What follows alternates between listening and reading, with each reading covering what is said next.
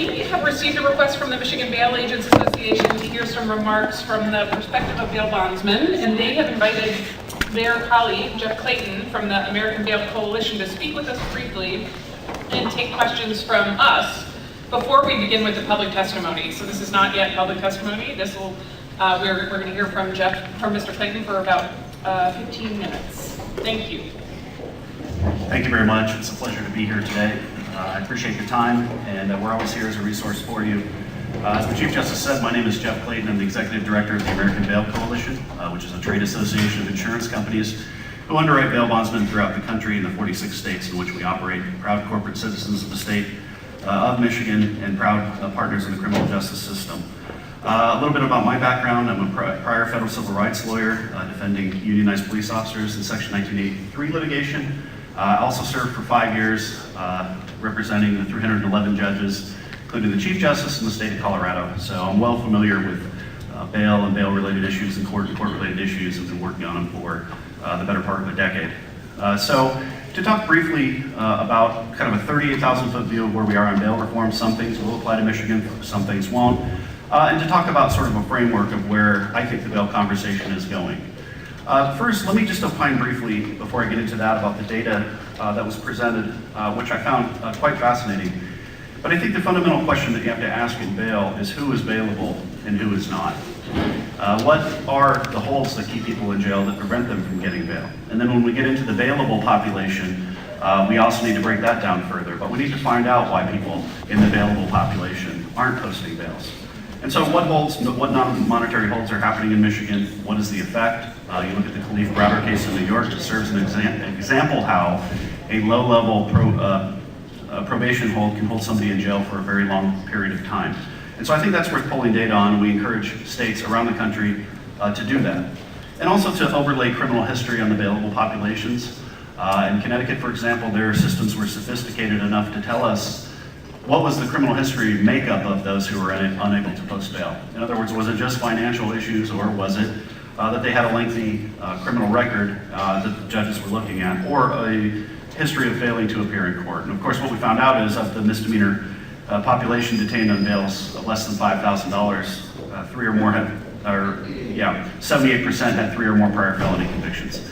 So you need to overlay the criminal history data to give a real picture of who the people are. And I don't want to demean the fact that there are a lot of people nationally on some of these low-level charges that are being held on low-level bonds, which we disagree with. I mean, I think we all know that a $100 bond doesn't do anything, doesn't incentivize anything, and really is just a price tag to get out of jail. And it is inconsistent, I would argue, with Stack versus Boyle, which says that bail shall be reasonably calculated to ensure the appearance of the defendant. We can tell you right now, $100 isn't reasonably calculated really to do much. So let's talk generally about what is bail reform right now. We're in a period called the third generation of bail reform, and it really has 3 pillars. It has expansion of preventative detention, meaning detention without bail. It has the use of a risk assessment tool or process to decide who's risky and who should stay in and who should get out, and also to decide what their conditions of release should be. And I think the third component to that would be to expand the use of pretrial supervision by government agencies of defendants. But I can tell you the third generation of bail reform is waning. I think everybody agrees there's a problem. Nobody agrees on the solutions. For my money, I don't think expanding the power of the government to detain people is the answer, and that's somehow going to reduce jail populations, and certainly we'll get into the fact that it hasn't over time. So let me start with the risk assessment tools, and I provided written testimony which I submitted. I'm not going to repeat it all to you, but just to make a couple of points on this. The movement against these risk assessment tools is real. Years ago when I saw these tools, I did not have confidence in them, but to say that I didn't, or to question the science, you were basically thrown out of the room and not invited back. You were anti-science if you were against these things. But I think the problem with these things is it's group-based data. And so if me and the person sitting right here are risk category number 4, and let's say the failure rate's 50%, well, who's the good person and who's the bad person? And the tool doesn't help us within categories. And that's the main problem with it, is we can group people into categories, but then we can't, all we have is percentages. We can't use the tool to accurately predict who within the categories is going to show up or not commit a new crime, but everybody in the categories will suffer likely the same consequences regardless, and I think that's a problem. So you had 27 prominent academics come out saying stop using these tools. You had 100 civil rights groups last year question validity issues and suggestion that there's racial bias, and I'd say the jury's out on that. There's no common accepted definition or standard of how to evaluate for racial bias. You've got error rate balance people in one camp, moderated regression people in the other camp, so we don't even know how to test for racial bias right now. I will say that transparency is important when it comes to risk tools, and I would point you to Idaho House Bill 118, which is in the notes, which requires transparency of the tools, the underlying data, so that academics can go in and tell us what is the effect of these, because right now we don't get the data set. We don't get the regressions, we don't get the analysis, we don't get the numbers. We get the factors and how they're scored, but we don't know how they got there. And so that legislation would require it. The other thing, and I think this is in the notes as well, is there's an article that appeared in Stanford Law Review that talks about the evidentiary privileges regarding these tools internal to a criminal case, that under the common law they're able to assert trade secret privileges against a discovery request by either the district attorney or the defendant, and that's problematic, and this legislation corrected that. So I would have you take a look at that as well. And then the final point I would make on risk assessment tools is read Megan Stevenson's, Professor Stevenson's article, I should call her Professor Stevenson's article in the Minnesota Law Review, because it's a really big data set, and she goes through and explains that the impact of these really just hasn't panned out over time. And so the idea that they could be a magic bullet solution, I think, is not going to happen. Can they be a useful tool, one more tool in the toolbox? I'll leave that to you.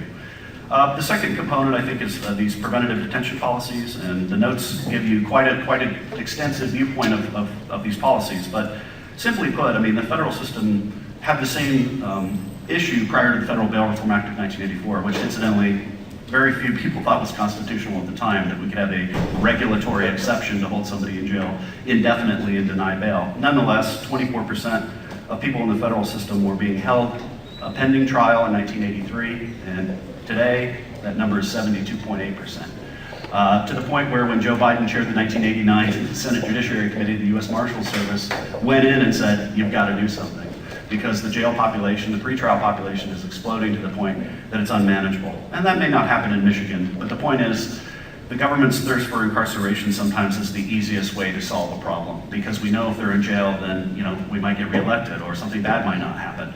And so there's a constant push to go to detention. And then the other thing is just read my article that I published in the UCLA Criminal Law Journal, again on this topic of preventative detention and what the issues are. And then third, I think, the third pillar of expanded supervision policies, I'm not sure that they've had much impact on mass decarceration, and there's some research, and I put that in the notes, that they combine to increase mass incarceration, because we're criminalizing behavior that wouldn't normally be criminalized for somebody pending trial, and then we're going to supervise them, and when they fail, we're going to have more avenues to get after them. And I call it the ratchet effect, because the more you fail, the more risk assessment says you're risky, the more you fail, the more, and you just ratchet over time. There's no remorse from anything that you've done, because the risk assessment tool will always find out. The costs of supervision are generally passed to defendants nationally, and I think that's becoming a grower problem. I cite an article called Chain Gang 2.0. It talks about a gentleman named Antonio Green that was charged such excessive charges over a pretrial time period that he actually turned himself back into jail and demanded to stop the supervision. Bail is generally the least restrictive form of release for defendants because it's typically posted by a third party. And so when we look at bail and the setting of bail and conditions, least restrictive, which has been the law on this continent probably for 400 years, is something to take into account the liberty effects, the liberty restricting effects of these supervision policies. And so, I think that the third generation of bail reform is waning, and I think it's going to be a new day in bail.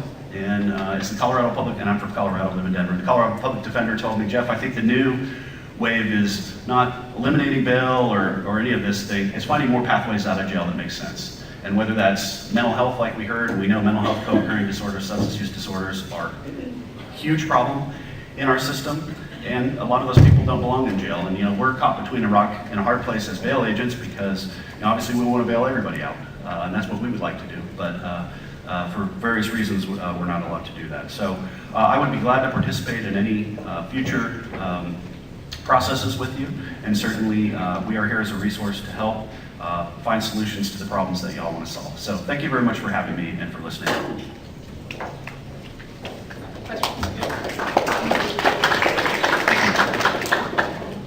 Really quick, kind of twofold question. During the last task force meeting, there was a lot of discussion on federal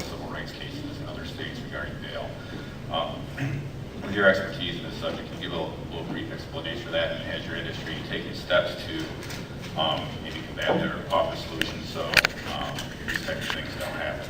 Yeah, so the lawsuits, I mean, when we got the first case that was actually going to go to the U.S. Court of Appeals for the 11th Circuit, I called a lesser-named lawyer by the name of Paul Clement and said, what do we have here? And he said, Jeff, we got a due process problem here. This is a due process problem, more than so that it is an Eighth Amendment or any other sort of problem. And that's what we saw in Walker versus Calvin in Georgia. The first case that went up is that you can't sit for 10 days and to wait for a bail review hearing in 17. You can't do that anymore. Certainly O'Donnell versus Harris County, which was the Fifth Circuit case, the Fifth Circuit's opinion is consistent on that you need to get people in front of a judge and have a meaningful opportunity to argue bail with counsel in 48 hours, period. And we agree with that. We think the quicker we can get people in front of a judge, the better. Now, in San Francisco, the Buffin versus San Francisco, U.S. District Court judge held that you can't have a bail schedule. And that's the second component of what these cases have been about, is the problem of the bail schedule, that it operates against those who don't have resources, and then for some length of period of time, right? And so the judge basically held that we're going to set bail in all cases 24 hours a day. The problem is that the people who bailed on the schedule bailed in roughly 12 hours, and now the time frame has been extended to 30 hours. So what we're probably going to see is more jail for all. What we should have done is taken the OR releases that were an average of 26 hours and tried to drop that to 12. So I would say that most of these cases primarily have been about due process. And then the second component to that has been using bail as a collections mechanism. And we're starting to see cases on that, particularly down in New Orleans, where the judges were keeping a fee and then they were allocating it themselves for various projects, tainting the bail decision because they relied on the revenue and they knew they had to have a certain amount of cash bail set to make money. We don't want to see any of that. We don't want to see any of that. We don't want bails set that are either unconstitutional or inappropriate. And so I have a question on that. Yeah. First of all, that's an immense moral hazard. And does your industry keep track of like your loss ratio and performance of the bonds? And is there a difference? Do you track that by the size of the bond, the instrument that's being used? Is there performance differences? So for our trade association, we have an antitrust policy, so Jeff doesn't get to collect data. But I have seen data sets, and really the way you set it up is failure to appear rate, right, and then cure rate, which could be three components, right? By operation of law, they die. Arrest or informal resolutions. But nobody generally keeps that data except the individual agent. What we know nationally is that we're looking at around a 2 to 3% total failure rate, which we have to pay, right? But that doesn't include the exonerations by operation of law from that data. Right, and then is there any tracking, as I said, of the difference of that failure rate between a $100,000 bond and a $1,000 bond? Is there different performance levels, or is that difficult for you to? Yeah, what I can tell you, and I haven't seen data by the size of the bond that I can at least recall right now, but what I can tell you is generally the failure to appear rates are lower in felony cases. And that national research backs that up, that some of these lower level misdemeanor cases are the ones where we have the problem people. And it makes sense, right? Because they're homeless. This is a ordinance violation, and they're just not going to show up. And so it's counterintuitive, but that piece I think is clear and well established. So really quick, I mean, this is why I do have a couple of questions. But in Michigan, we probably have over 1 million people that are actively out on warrants, right? Is that correct? I don't know. I wasn't a deputy for the last 19 years, and I know that that's the case. We don't have a lot of police officers' numbers are going down, and a lot of times, I might pull somebody over in Livingston County, and they have a warrant out of Genesee County, but it's a 25-mile pickup. I don't take them. Now, those people go out and they can still commit crimes because of the pickup. Now, bailsmen can take them to the court, and it takes the strain off of your police officers when to transport people places. Is that a fair assumption? Yes, so bail agents generally have arrest powers, as you know, and one of the few that have private arrest powers, and so we do transport people across state lines, across international lines at many times. And having warrants is dangerous for police because it's a traffic, and if they've got warrants, that's where we see the pulling of a gun or somebody gets hurt. And so, you want to decrease the amount of warrants that you have, and national research backs up that we're the true long arms of the law is what we've been called, and we reduce long-term fugitive rates. Now, does that mean we reduce crimes? Maybe, because my view on it is when somebody's a fugitive, they don't go to rehab. They're dodging the criminal intervention, and they are likely probably going to commit additional crimes, but there's no way to track it because they're in another state at that point. So I'd love to pan out. So I'm wondering what people in the industry think about the fact that the U.S. and the Philippines are the only two countries in the world that use cash bail. So would that not indicate that the rest of the world has found a better way of doing things than cash bail? Well, we would argue that's what makes America great instead. No, I think, you look at England, many countries don't have due process. England has widespread use of cash bail, and look at what happened to the guy in Sweden. I mean, he was detained for a very long time. So bail originally was a challenge to preventative detention policies. It was an exception to detention pending trial. And so while certainly commercial bail, the other thing I like to always point out is that we have regulated commercial bail. Many other countries, bail is simply a bribe to officials or to courts. And so I don't have a problem with the fact that us and the Philippines are the only ones that do it. And can we learn from the rest of the world? Yes, but the other thing I would point out is that the Soros Foundation is fighting preventative detention policies around the country and arguing for bail, arguing that people should be released on bail, whether it's zero personal cognizance or having to post some security. All right, thank you, Mr. Clayton. And now we're going to move ahead into the public testimony period. So we've had a great number of people sign up for public testimony, so we're very excited to have this be a portion of this meeting. And for the most part, we're going to call people up in groups of 3. So when we're calling names, if all 3 people could come up to this table here and speak to the microphone, and you'll be able to testify to this august body.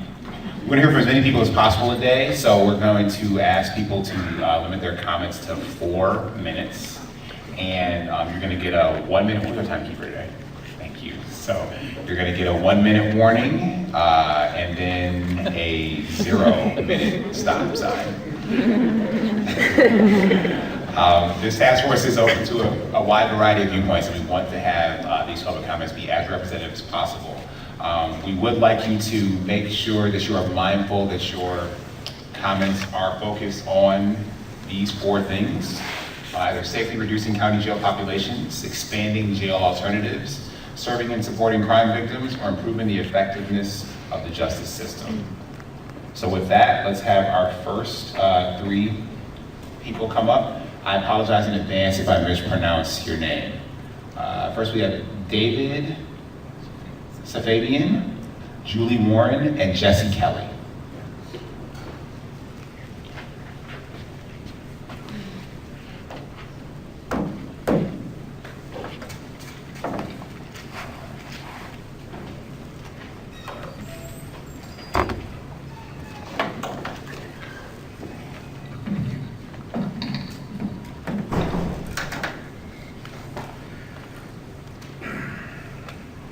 You got it right, the name. So thank you. Lieutenant Governor Gilchrist, Justice McCormick, members of the task force, Speaker DeRoche. My name is David Safabian, and I'm the General Counsel for the American Conservative Union. We were founded about 5 decades ago to advance conservative principles and policies in the public debate. I'm a Michigander by birth. I'm a Spartan by choice. I'm an attorney by training, and I'm a former Bush White House official. I'm also an ex-offender who spent time in prison. Thank you for the opportunity to testify this afternoon. I've been looking forward to it. But more importantly, thank you for the hard work you all are doing on this issue. When I speak about criminal justice reform in general, I often get some quizzical looks about why the nation's oldest conservative grassroots institution cares about improving the criminal justice system. And my answer is simple.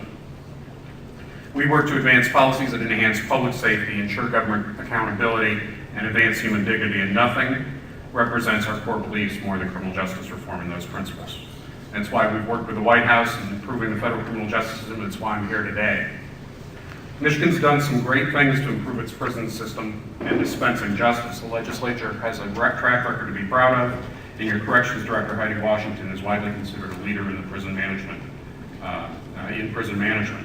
And just yesterday, I was touring one of Michigan's prisons and really came away with astonishment at what they've done to help people become members of society again. And as a result, Michigan's enjoying some of the lowest crime rates we've seen in 5 decades. But not everything's perfect here in the Great Lakes State. Jails in particular are a thorny problem, as we heard from Pew Charitable Trust this morning. And given your work, I don't need to tell you that in Michigan we spend too much money to lock up too many people in our jails, particularly those who've been charged with nonviolent offenses and are awaiting trial. Let me be clear. People who break the law have to be accountable.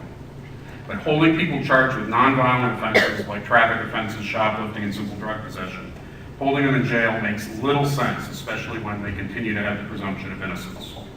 Clearly, given that half of Michigan's jails are people in Michigan's jails are being held pre-trial, that becomes even more of a significant problem because of the presumption of innocence. Not only does this cost an exorbitant amount, hundreds of millions of tax dollars, it doesn't make communities safer. In fact, it can often make things worse. At its most basic level, when we waste tax dollars on unnecessary detentions, we deprive our police officers and sheriff's deputies of the funding to attack violent crime. And the counterfactual also becomes true. When we reduce spending on unnecessary jail beds, we free up funds for violent crime task forces, human trafficking investigations, and other efforts that require cops on the street. This is obvious, I think, to anybody with basic understanding of public policy. But we also have data that show that unnecessary detentions can increase the likelihood of future criminal conduct. Studies from Princeton, from the R Street Institute, and from the Arnold Foundation have shown that when people are held for more than 24 hours, they have an increased likelihood of criminogenic activity. So stated another way, holding defendants charged with nonviolent offenses behind bars increases recidivism and therefore crime. I'm going to conclude my remarks and say the solutions laid out here aren't easy, and I don't have tons of time today. But at a minimum, greater authorities to release low-level nonviolent offenders on their own recognizance and an increased use of citations in lieu of arrests should be under consideration. Fixing Michigan's jails is a daunting task, but if we can work in Washington to pass the First Step Act, policymakers in Lansing certainly should be able to do this.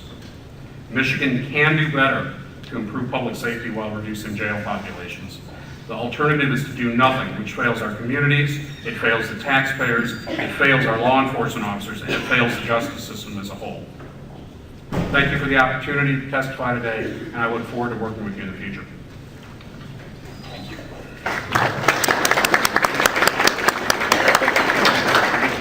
Thank you so much for having me. My name is Julie Warren, and I am the Tennessee and Kentucky State Director for an organization called Right on Crime. I'll soon be filling a role as the initiative, directing all of our state initiatives. Right on Crime is a conservative organization born from the Texas Public Policy Foundation and a lot of the reforms that were passed in Texas in conjunction with Prison Fellowship and the American Conservative Union. I started my career off the Department of Justice, was a criminal appellate lawyer for the West Virginia Attorney General, and now I'm on the advocacy side. I want to talk a little bit because the Memphis programming came up, and I live in Nashville, Tennessee, and I know a little bit about that. So Nashville had a similar revolving door situation, not Tennessee jails had the same sort of revolving door situation that you're seeing here in Michigan. And one of the things that we have done in Tennessee as a state, Governor Haslam, Republican Governor Haslam, decided to take it on as a state, even though it's been generally seen as a local problem, gave $15 million into pilot grants. So 7 counties have pre-booking diversion programs, similar to what Memphis has done, but has made their own variations of it. Since 2008, 7,180 folks have been diverted from jail into a mental health facility. $9,845,000 of cost savings have been experienced since 2018. 4,591 law enforcement officers have been trained in mental health topics. and 785 behavioral health professionals have been trained on criminal justice topics.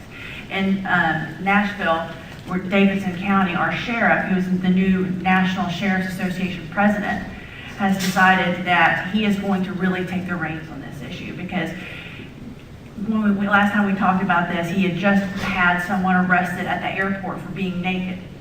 They picked him up, charged him. He's like, this is an individual who needs mental health issues, but we're gonna treat it as a law enforcement issue. We're gonna hold him for a couple weeks, then we're gonna see him again because he has a mental health issue. So in 2 weeks, Davidson County is going to open one of the nation's first mental health and substance abuse facilities that the Sheriff's Department is opening. The Sheriff's Department is funding it, but it's going to be mental health professionals that are going to be running it. And it's a pre-booking diversion program. They're going to use a pretrial risk assessment tool to help inform this decision to the extent that it's not an obvious substance abuse or mental health issue. And the idea is that we're going to really start addressing people who are a part of that revolving door, because why they're there is not actually being addressed. So I think that's a very, I hope that inspires some of your all's conversations, because in a conservative state like Tennessee, we're taking some pretty ambitious steps to address how we can incarcerate less people in our local jails. I also want to just touch really quickly on just some of the collateral consequences to incarceration that a lot of times just don't get discussed. We have 10 million children in the United States whose parents have been incarcerated. And when we're talking about the influx of women in our local jails, how many of these women are single parents? What happens to their kids when the mom is incarcerated for a week? Whether 48 hours, a week, a month, what happens to that kid? We know that a significant number of those kids end up in foster care. So there's folks who lose their job because of being in pretrial detention for 48 hours, 72 hours. These are a lot of collateral consequences that are not necessarily quantified in the data, but it's something to have strong consideration as you just determine what kind of policies to address in the state of Michigan. Thank you. Ma'am, I'm sorry, could you repeat the group that you're with? I didn't quite catch that. Right on crime. Thank you. Good afternoon, everyone. My name is Jessie Kelly. I'm the Government Affairs Manager for Criminal Justice Policy at the R Street Institute. We're a nonprofit, nonpartisan public policy research organization based in Washington, D.C. Our mission is to engage in policy research and outreach to promote free markets and limited effective government in many areas, specifically including jail and pretrial reform. Before joining R Street, I practiced criminal defense law in Alabama for a number of years. We agree with the goals outlined by the task force and believe that improving data collection, expanding alternatives to jail, and limiting pretrial incarceration in all of Michigan's county jails can bolster human dignity, maintain family connections, ensure public safety, and promote fiscal responsibility. Additionally, we think policymakers should endorse policies aimed at reducing jail admissions through more fair and effective police and prosecutorial practices, as well as revisions to misdemeanor sentencing and pretrial laws. Data collection and analysis is necessary to understand each jurisdiction's unique jail landscape and adequately address its needs through policy change. We absolutely applaud the work that Pew is doing and appreciate the data presentation for this morning. It's incredibly difficult to effectively address jail populations without a complete picture of who's entering jails and why. Unfortunately, even basic information is often left uncollected or disintegrated to the point of uselessness. In fact, the vast majority of Michigan's 83 counties have their own record-keeping systems, making it difficult to assess, much less compare or change incarceration policies that may contribute to crowded jails. It's a patchwork system that costs taxpayers roughly $500 million each year. Developing and implementing alternatives to detention in a county jail can provide additional sentencing options, prevent lasting harm to families and communities, and improve public safety. Every person charged with or convicted of a crime has a unique background and set of challenges, yet all too often, incarceration serves as a costly, one-size-fits-all approach that fails to address underlying issues. If courts have options rather than incarceration, they can better tailor a cost-effective sentence that fits the person and the crime, protects the public, and provides rehabilitation. Maintaining family connections after a criminal conviction is key to recovery and reentry. Being detained in a jail separates the offender from their parents, spouse, or their children. Alternatives to incarceration keep people with their families in their neighborhoods and jobs and allows them to earn money, pay taxes, and contribute to their communities. If the goal of the criminal justice system is to increase public safety, then jail detention is not always the most effective tool to reach those ends. In fact, the unnecessary detention of low-risk individuals prior to trial can actually reduce public safety by increasing the odds of rearrest after release.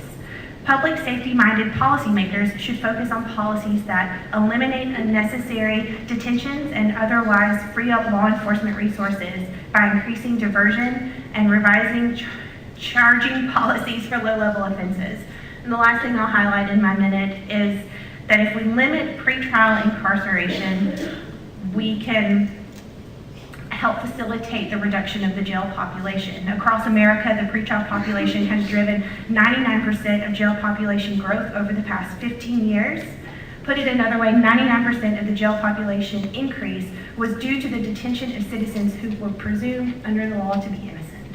I have copies of my testimony here along with an information policy short that the R Street Institute has produced for information, and it has a lot of the sites that I just quoted in my testimony. Thank you for your time.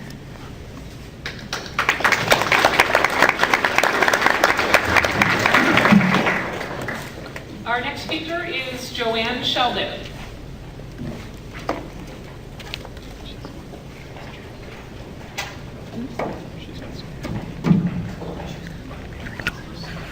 Good afternoon. My name is Joanne Sheldon, and I'm here to share two cost-effective ideas I have for reducing jail recidivism. I have submitted written testimony and with references, and so I'm just going to hit the high points of that. The ideas that I'm going to discuss with you today are rooted in my experience with the Michigan Department of Corrections, where I served as the health administrator and oversaw all the healthcare and mental health care services in all the prisons across the state. As well as I'm a founding member of the Governor's Mental Health Diversion Council, and I've had leadership roles in the community in both behavioral health and primary care sectors.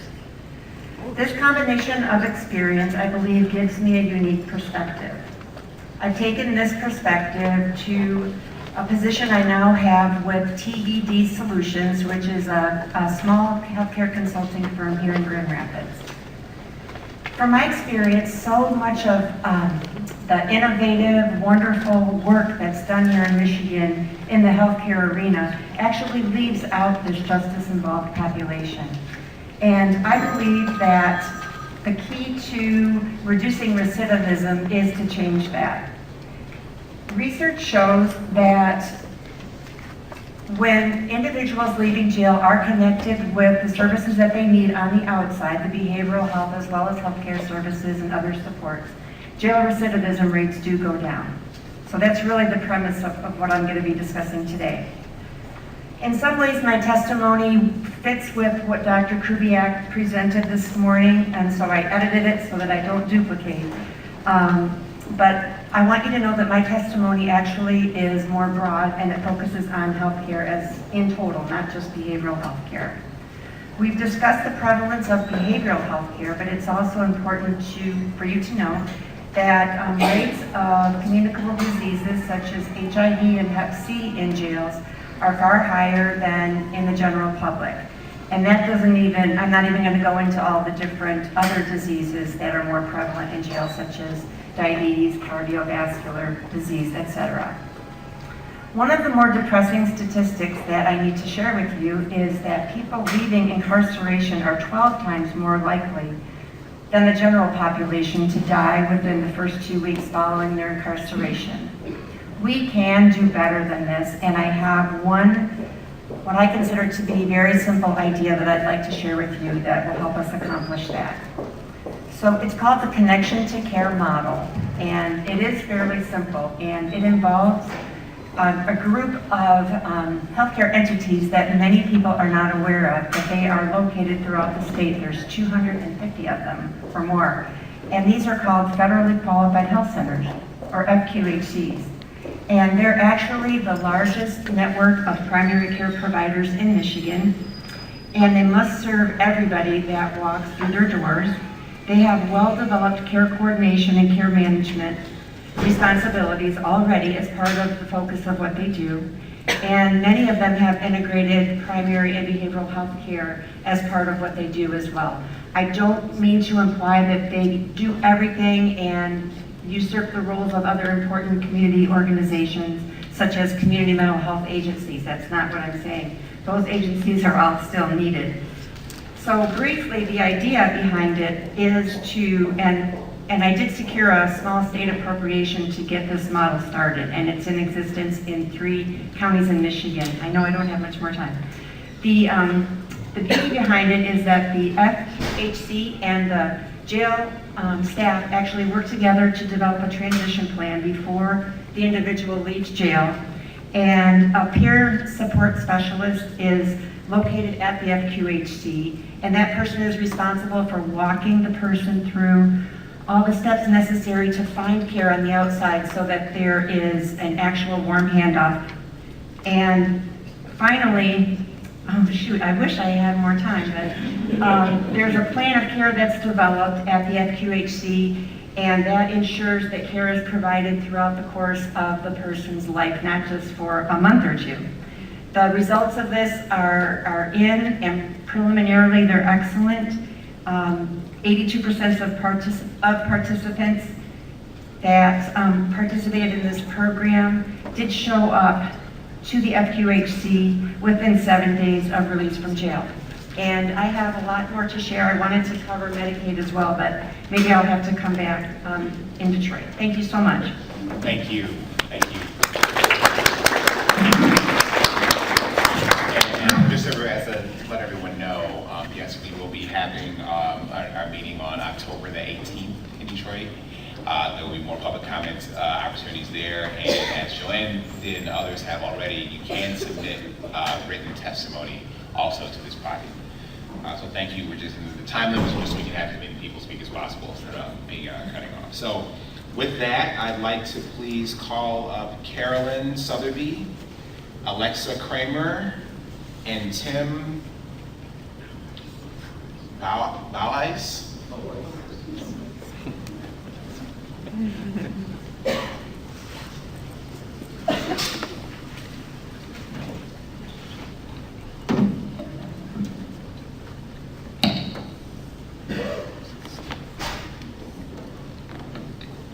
I'd like to first thank you all on the committee for your service. My name is Carolyn. I am fortunate enough to work at the Center for Behavioral Health and Justice with Drs. Kubiak and Martin, who presented earlier today. And I'm also working on my PhD in social work at Michigan State University. My research interests align around the intersection of behavioral health and criminal justice for mothers. And so I won't spend a lot of time today because we've had some good testimony already about this issue, but I want to just highlight, we saw some slides earlier that demonstrated the increase for women that are involved in the criminal justice system. So I'd just like to point out that 60 to 90% of women that are involved in criminal justice are mothers, and the majority of those mothers are the primary and sole caretaker for their children. They're also generally charged with non-violent crimes, and generally those charges are also not reflective of their ability to be a parent. We know from research that there are significant negative consequences to both the mother and the child when there is incarceration in the jail system, even if it's for a short period of time. So in a couple weeks, I'll be traveling to Oklahoma to gather data for my dissertation, and I'll be working with mothers who have a really unique opportunity to be involved in an alternative to incarceration program where they're allowed to stay in the community with their children. They maintain employment, they maintain their housing, and they receive rehabilitation services for their mental illness, for their substance use disorders, and for their histories of trauma. There's very positive outcomes for this type of program. I'm not traveling to Oklahoma because I necessarily am interested in Oklahoma per se. It's because we don't have an option like this in Michigan. So as the task force moves forward and you're considering other testimony, I would like you to be mindful of the issues of jail incarceration on mothers and on children, and let you know that there are national models and there is current policy that's happening on the federal level that are looking at interventions to provide women an opportunity to be held accountable for their crime while receiving rehabilitative services and breaking the cycle of intergenerational poverty and incarceration. Thank you.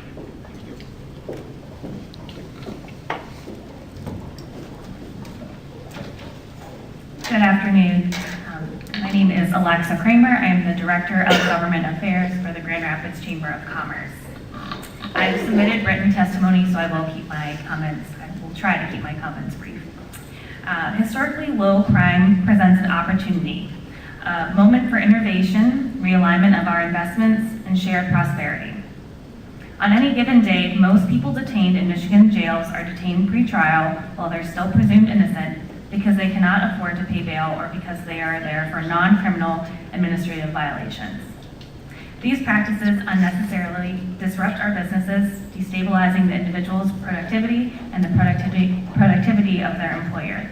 Over the past decade, as Michigan has worked to decrease its large incarcerated population, the business community has played a significant role in leading the conversation. With the formation of this task force, the business community reaffirms its commitment to a smarter justice system. As task force members and state leaders begin to address jail incarceration, we urge them to keep these 4 principles front of mind. Number 1, the fastest route out of crime is a job. Businesses thrive in safe and healthy communities. Crime and recidivism are closely linked with economic instability, and while our state has made strides to support reentry into the workforce, our arrest and bail policies disrupt employment on the front end and can kickstart a cycle of unemployment.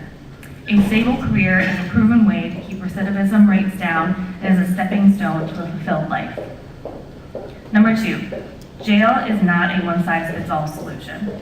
Confining a person in jail should be reserved for only those who are an immediate threat to public safety. Jail is not a place that cures addiction or can treat mental illness. Our laws should promote decisions that keep people in the community and contributing to society whenever it is safe to do so. Number 3, use data and evidence-based solutions. Policy decisions must be driven by data and carefully weigh risk and rehabilitation. Like in business, we must value innovation and rely on expertise to guide the way. We should consider safe alternatives to jail and pretrial incarceration, implement programs proven to reduce reoffending, and examine best practices to increase the likelihood that workers will succeed in future employment opportunities. Number 4, no one should ever be in jail because they are poor. It does not align with our values to keep poor people in jail because of unpaid bail, fees, or fines, while those with access to more resources are able to walk free. It's inequitable, counterproductive for our community's economic strength, and hurts families and communities. In America, no one should be detained freedom because they cannot pay for it. This mindset keeps those individuals in an unfortunate cycle of poverty and crime. Pretrial reform policies should consider the benefit of a stable career for the individual instead of creating barriers to employment and self-sufficiency. The Grand Rapids Chamber had a few businesses that wanted to sign on to this letter because they were very passionate about it. Those individuals those organizations are Wolverine Building Group, Syscom Business Technologies, Star Trek Rentals, Super Americana Mexico, Valley City Electronic Recycling, Cascade Engineering, Roman Manufacturing, Irwin Seating Company, Tolman's Wholesale Meats, Heart of West Michigan United Way, and Mercy Health St. Mary's. We applaud the task force's commitment to this important issue and your work to create a smart and fair criminal justice system. Thank you.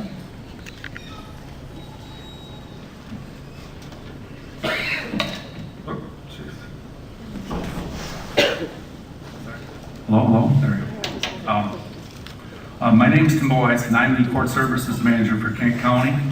I oversee pretrial services, community corrections, community service, and diversion programming. I've been a part of pretrial services in Kent County for over 30 years, and we've had a pretrial program since 1981. We serve close to 2,000 defendants and offenders a day at Court Services. I want to thank the committee for allowing me to speak with you today. I especially want to thank Chief Justice McCormick for making this one of her priorities.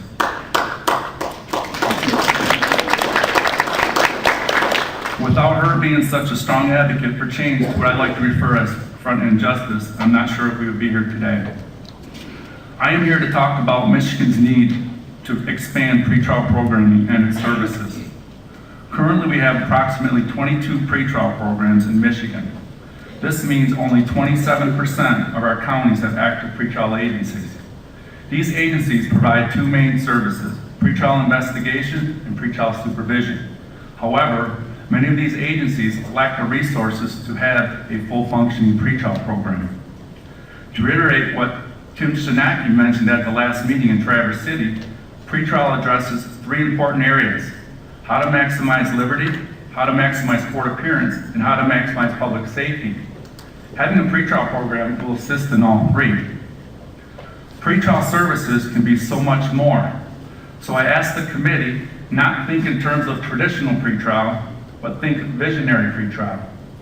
In Kent County, our pretrial service program offers a variety of services, including but not limited to financial affidavit collection for court-appointed attorneys, pretrial case reviews for jail incarcerated populations, amended bond orders to the court, court liaison for felony arraignments, drug and alcohol testing, pretrial updated status reports to probation and judges, referrals to our specialty courts and to our local community programs, and electronic monitoring for our pretrial defendants.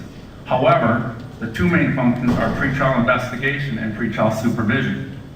In Kent County, we interview all defendants charged with a felony and provide a pretrial report to the district court judge prior to arraignment.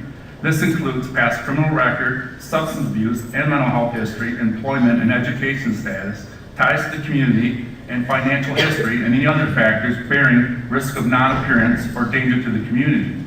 A judge will review the pretrial risk assessment report and then will set bond with or without special bond conditions. We also have a robust pretrial supervision program that I like to call early intervention. We assess the risk and needs of the defendant, placing them in a level of supervision, monitoring the compliance of special bond conditions, and referring them to the appropriate community resources.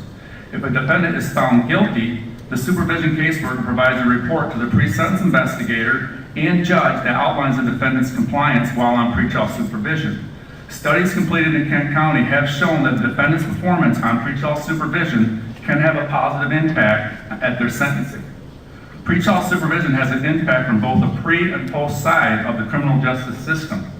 Where else in the criminal justice can you say that? In closing, I want to say many organizations across the nation have already endorsed pretrial programming.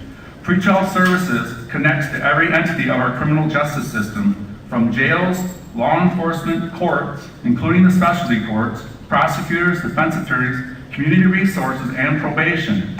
When you are thinking of innovative and cost-effective ways to change front-end justice in Michigan and across the nation, please be open to including pretrial programs in this process. Thank you.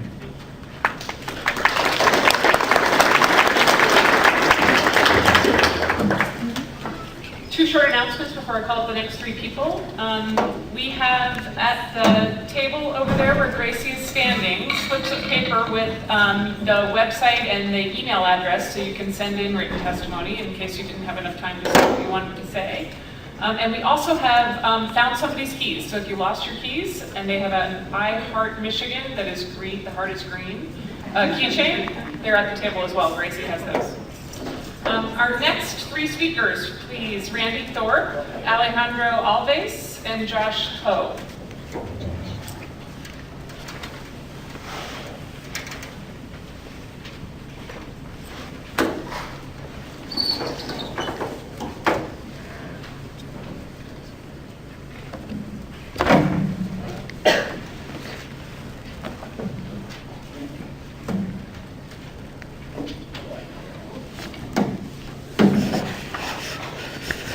My name's Randy Thorpe. Obviously, I'm quite dressed and prepared like you guys are. I work with my hands. I've got a couple issues. Corruption in the courthouses, LU, Michigan. Creating mental patients. I've been in crisis mode for almost 3 years. So is my family. My wife and my kids are in crisis mode, and I can't get any help from anybody in this state. And it's these psychiatrists that are corrupted right with them. These people are killing people out here. and they're hurting them badly. And I'm ashamed of what's happening here. I'd like to talk about the red flag laws just a little bit real quick too. I didn't handle this court case very well. I consider myself a good man. I sold a house on a land contract and I had to use this court system. Evidently these judges and attorneys, psychiatrists, the narcissist I dealt with decided they needed my shit more than I did. So they started to mess with me. Now I'm labeled schizophrenic and bipolar because I can't get any help. I've been trying to get help for 3 years. I called the state police department a couple days ago, 2 times. I'm going to make this real quick. I asked this man a few questions. What are you responsible for? Because these are all things I've just dealt with. Do state police bear responsibility for public corruption? No. Illegal imprisonment, or whatever you want to call it, into a mental health center where I went voluntarily and it was committed involuntarily. This took my gun rights. Red flag. I'm a good guy. I want to help people, not hurt people. His answer was no. No concern. Illegally red flag by corruption of people of power.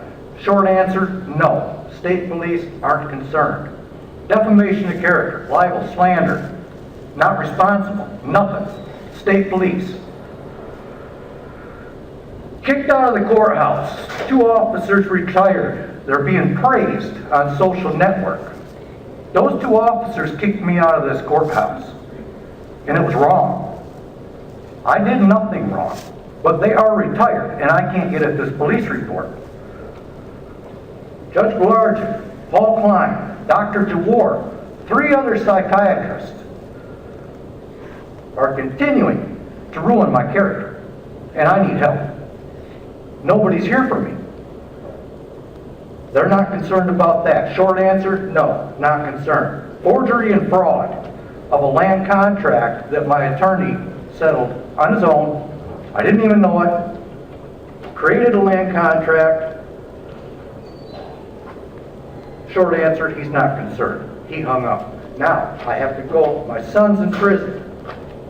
He's just been given a remanded, reversed retrial. Thank you to the appellate attorneys and Justice McCormick. I've seen your work. I appreciate what you people are doing here, but he's not learning anything. He's still sitting in prison. His retrial, you remanded his retrial on July 11th, I believe. He had a pretrial, wasn't there, doesn't have any idea what happened. I was informed that very, very good things happened in this courtroom. And the first time he got a call from his lawyers, he was informed they can have him out by Thanksgiving on parole. Still a criminal child sex offender. Now, I seen the videos. You had a judge that was messed up, a prosecutor that was messed up, and an expert witness that was messed up. My ex-wife and I trusted the court system to get this right. Now I've got a son sitting in prison. I don't know if he was a sexual crime victim or not, but that hurt me. Your judicial system is killing me out here because everybody's fucking deaf. Deaf. They want a $100,000 bond on my son. This is the offer they gave. $100,000 bond, $10,000 out of my pocket. But he can't stay with me because I've got a 15-year-old child. So this kid's sitting in prison, probably not guilty for what they said he did. And I can't get at it. And nobody wants to help me. Go to the Judicial Tenure Commission, they say. Go to the Attorney Grievance Commission.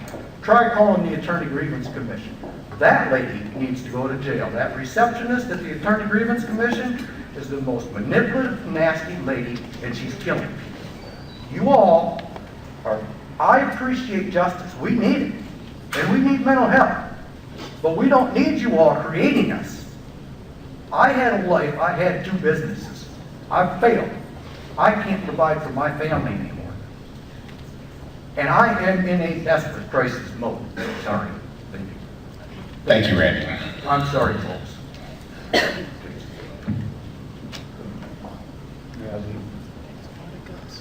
don't know if that- May I leave? You may. Can I give you this? Absolutely. Hand it to Terry right there. He'll get his name.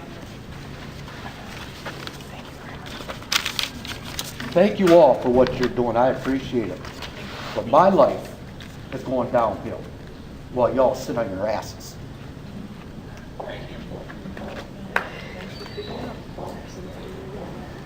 Good afternoon, Lieutenant Governor and Chief Justice and the members of the task force, and thank you for the opportunity to testify here today. My name is Alejandro Alves. I'm here as the Deputy Director for the Overdose Prevention Program at an organization called Vital Strategies.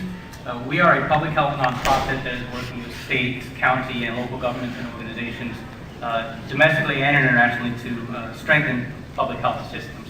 My program specifically is working through funds that are made available by the Bloomberg Foundation to support overdose prevention efforts here in the state of Michigan. And we want to offer comments here today because we believe that this mission that we have of reducing overdose deaths is nearly impossible to separate from the mandate of this task force. There's been great data presentations already today by the teams from Pew and Wayne State, but just to reiterate some of the key points from national data points. So we know that about 2/3 and perhaps up to 3/4 of people in custody nationwide have a substance use disorder. We know that a substantial majority, over 50% of the people who are arrested multiple times, again, national data points, are people who have a substance use disorder. The task force has already seen, it's my understanding, data about the increases in arrests here around drug possession and heroin, and the fact that these types of arrests are a very common driver of incarceration. And the enforcement activity, either here in Michigan or anywhere across the country, has not produced any really significant decline in the number of overdose deaths. In Michigan, the number of deaths from 2016 to 2017 increased by 12%, and the provisional figures for 2018 are showing that the deaths are still remaining high. And from our part, in terms of preventing deaths, we know that people in incarceration who are having untreated substance use disorder, in other words, who don't have access to medications, are at greater risk of harm and of death and of suicide while they're in incarceration, and a greatly increased risk of death after incarceration, 129 times greater risk of dying within the first 2 to 4 weeks upon release from an overdose death. And so it's really clear that any effort to safely reduce incarceration really can't succeed without seriously considering how our systems address substance use. And at the same time, an organization like mine that wants to reduce overdose deaths has to focus on introducing effective and evidence-based methods into judicial and correctional systems. And there's great work happening here already. Some of the champions of that work are on this task force or in the audience behind me. But I wanted to take a minute to just point out some of the additional opportunities that exist and some specific policy areas that we hope that this task force will really dig into and consider. And also offer that Vital Strategies would be happy to talk more in depth with any of the task force members and to offer our resources to help with an examination of these, including the projects that we're funding in this area. First, we've looked already at the types of interventions that might reduce a person's risk of recidivism, but we haven't necessarily talked about other factors that put people back in jail, namely how the decision is made to send a person back in jail, regardless of what the intervention was. And specifically across the country, we see very punitive terms in parole and probation terms, terms that are dictated that essentially demand abstinence or that rely on programs that do not work to reduce, that treat relapse as a failure to be punished rather than treated. And so that's one area to look at. We also know that well-intended programs like drug courts often rely on intervention to treatments that are not evidence-based. We've seen at least one pilot program here that showed a very low percentage of people declared eligible for MAT, for medication-assisted treatment, and of that already low percentage, about 1/5 of them, less than half were receiving the forms of MAT that are evidence-based and are shown to work. And then just finally, I'll mention jails. We know that jails across the country have resisted the rollout of medications for treatment and tend to rely only on Pretrial, which has the least evidence of success. And so with those things said, I know I'm out of time here, but just again offer that we are doing work in all of those areas and would love to talk more or partner with the members of this task force to talk about that work and the data behind it, and hope that the subgroups that are formed will pay some attention to these issues. So thank you.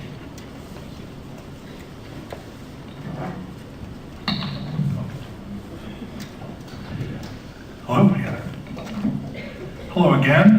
Thanks for allowing me to testify again. My name is Josh Ho. I'm a policy analyst with Safe and Just Michigan.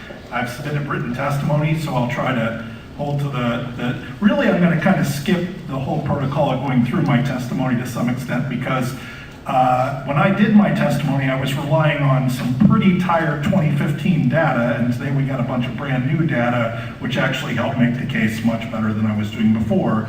What I'm here to talk about today is that we really should stop arresting so many people for misdemeanors. That would be a really good way to reduce our jail populations. It seems simple and almost intuitive, but for some reason we're not doing it. In addition to being a policy analyst at Safe and Just Michigan, I also host a podcast called Decarceration Nation, which means that I get to talk to a lot of national thought leaders, and I was joined in writing this testimony, or assisted in writing this testimony, by Alexandra Natapov, who wrote this book, a very good book. She's been on the podcast. She's very, brought my attention to this issue in a way that I hadn't considered it before. A few things from the things we heard earlier today that I thought were significant. One of which, despite following arrests, tens of thousands of people, tens of thousands of Michiganders are still arrested for low-level crimes. The difference between being arrested and being cited is dramatic. Okay, as someone who has both been in jail and prison, I can tell you the difference between being outside and the minute you walk in that door, it's life-changing in every possible negative sense of the word. And so if we can do things that take people that do, like people who are driving on a suspended license and never have them enter that door, that can change the entire trajectory of their lives. And the reason, and then we have so many people, I think at one point we talked about 17% of the people on that charge are actually stuck for over a week in jail, which means they can lose their job. It means that they can have real effects on their families. It means they face thousands of collateral consequences after the fact. And in some cases, it even means death. And I know that sounds dramatic, but in the jail that I was housed in, the Macomb County Jail, over 17 people have died since, I believe it's 2012. There is a real risk when you're incarcerated that something bad can happen to you. Everyone who's in this room who has been incarcerated can attest to that. We also heard that 2/3 of admissions were for misdemeanors. Misdemeanors are by definition crimes of under a year of duration, and we heard that 93%, if someone's has a charge of over 93 days, that they have to be arrested, and a lot of those crimes don't need to be. We don't need to arrest people for that. So I guess my question is, I guess all I'm going to say here is that we have a lot of other opportunities, a lot of ways to deal with this. I put them all in the paper, everything from decriminalization to citations in lieu of arrest, refusing to prosecute, lots of different ideas. I think that would be a much better idea. I do want to pivot really quickly, though, to some of the things that were happening. One of my areas is bail, so I wanted to talk about some of the things that were said earlier. One of the things that was mentioned was that there's a fight against risk assessment. That is very true, but I think I'd be remiss not to mention that most of the people who oppose risk assessment also oppose cash bail, and there's reason when they talk about the hundreds of civil rights organizations. I know a lot of those organizations, and I would suggest most of them are not in favor of continued cash bail. When they said that cost of supervisions are passed to the poor, they also mentioned that bail is the least restrictive because it is posted by a third party. That is true, except in the case when you don't have a third party or you don't have money to post bail. And so a lot of people don't get that opportunity. When they said that it's bad that judges take on the bail industry, and we heard someone was talking about that being a moral hazard, I think that might be true. But one thing that was left out of that, at least in Boston, where the court took over bail as surety, where they did that, they also give you back the money if you show up, which is a pretty sizable difference between that and cash bail. So yes, there might be some moral hazard concerns, but you also don't lose all the money that you had to put into bail, which is a huge difference. And so I guess that's all I have for you today, and let's stop charging a bunch of people for misdemeanors and putting them in jail for that.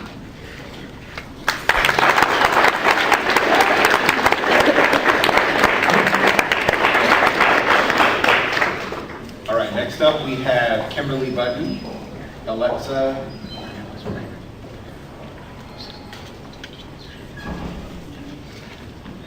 Alyssa Gunderson, and Elise Elzinga.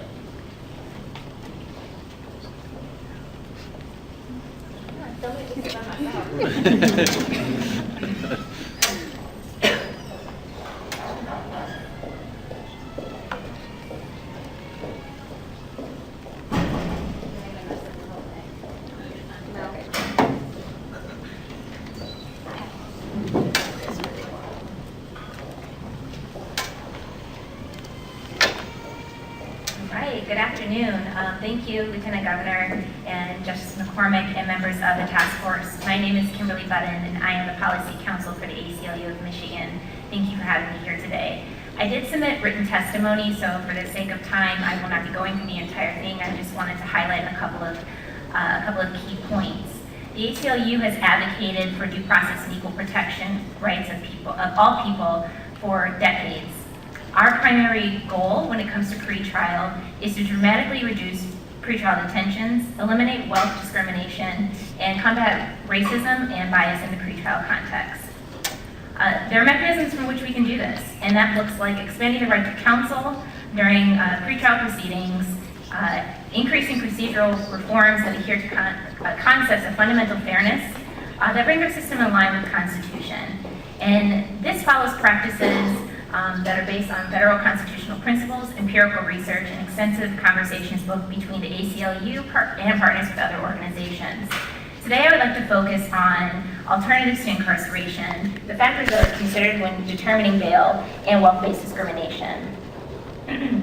First, effective pretrial policies create a wide net of people eligible for presumptive release without conditions.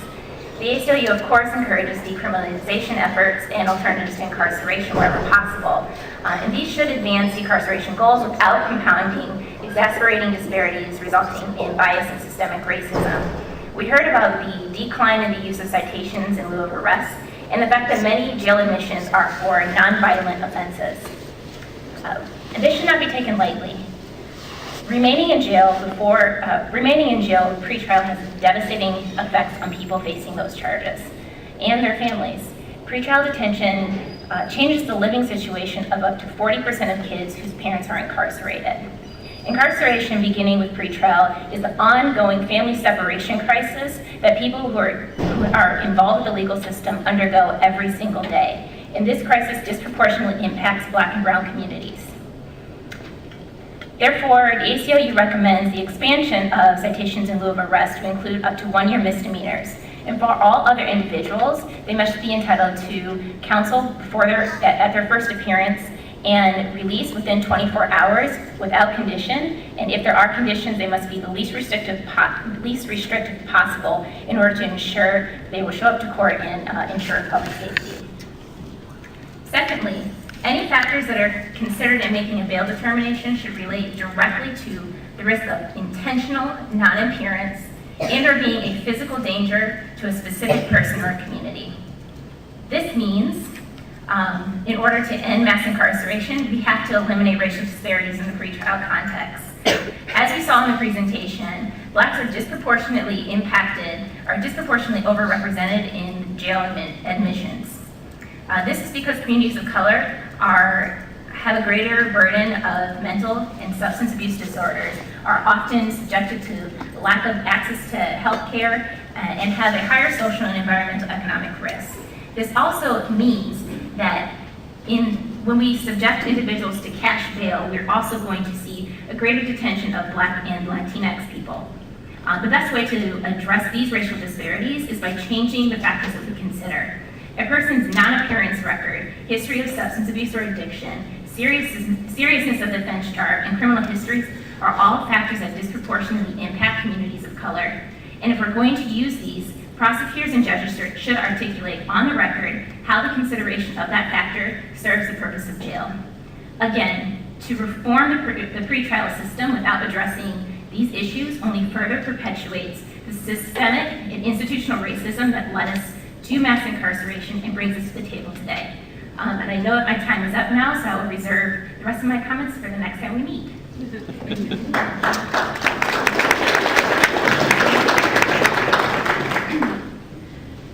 Hi, my name is Elizabeth Gunderson. I am the first full-time social worker hired within a public defender's office in the state of Michigan. I'm not here to toot my own horn, but I'm here to share a story about how my unique position has saved a life, or two, but I'm going to focus on one. I was referred to a client who had a felony possession of methamphetamine charge, and he was looking at 90 days in jail. 90 days doesn't seem like a lot in the realm of felony court, but 90 days is enough to ruin a life. He was fortunate enough that his boss posted his bail for him, so he was able to get out. I met with a skeleton of a man across from a dirty camper table one day who used a fentanyl patch the way that I use my morning coffee, and it was heartbreaking. His eyes were sunken and his cheekbones were shallow, and he was really working through his addiction. We spent a lot of time together talking about things and getting him set up for resources because he was the sole provider for him and his mother. He paid the bills. Half the time his electricity was turned off because he still wasn't working enough to do it. That 90 days could have taken away his house, his mom, his job, his person. But we got him into services and he did the work. He absolutely did the work, so I'm going to give him all the credit for that, but here's where I take credit. I went into that attorney's office and I said, we are not letting this young man go to jail because community services are better than an inpatient setting, which in our system right now, there's a big push for inpatient or nothing, and that's not it. There are more options. And I said, here's how the assessment works, here's why he needs to be in community treatment, here's what you're gonna say to the judge. And you know what, he did. He went in there and he busted his butt to that judge and he said, Judge, this man is doing IOP 3 times a week, 3 hours a week. Putting him in jail, that would really, really suck. He said it more, respectfully, but. And the judge was receptive, and you know what? He didn't get that 90 days. He got to stay home and he got to work. And I saw him a month ago for a probation violation, but if you know the field of substance use, relapse is expected. And he looked great. And I'm probably gonna get teary-eyed because I'm so proud of him. He was full of life, his body had filled out, and he had relapsed in January. Immediately he knew what to do because I taught him and he listened and he cared about his own health and safety, and he got himself checked into a program. And he's doing great. And to see him, what he was a month ago versus what I saw of him last year was amazing. And not everyone gets to have a meet. They don't get to have a social worker. And we can do so much for people, hooking them up to services. I'm sorry, I'm a crier. And I guess I'll leave this with everyone here in the room and with you all here today. When we professionals in the criminal justice system extend our services beyond the legal representation, which we do have fabulous legal representation in Muskegon. When we address bio-psycho-social issues, the mind, the body, the spirit, and the community, we identify the root causes to criminal behavior. And we are better able to rehabilitate and restore rather than isolate and destroy human lives. Thank you.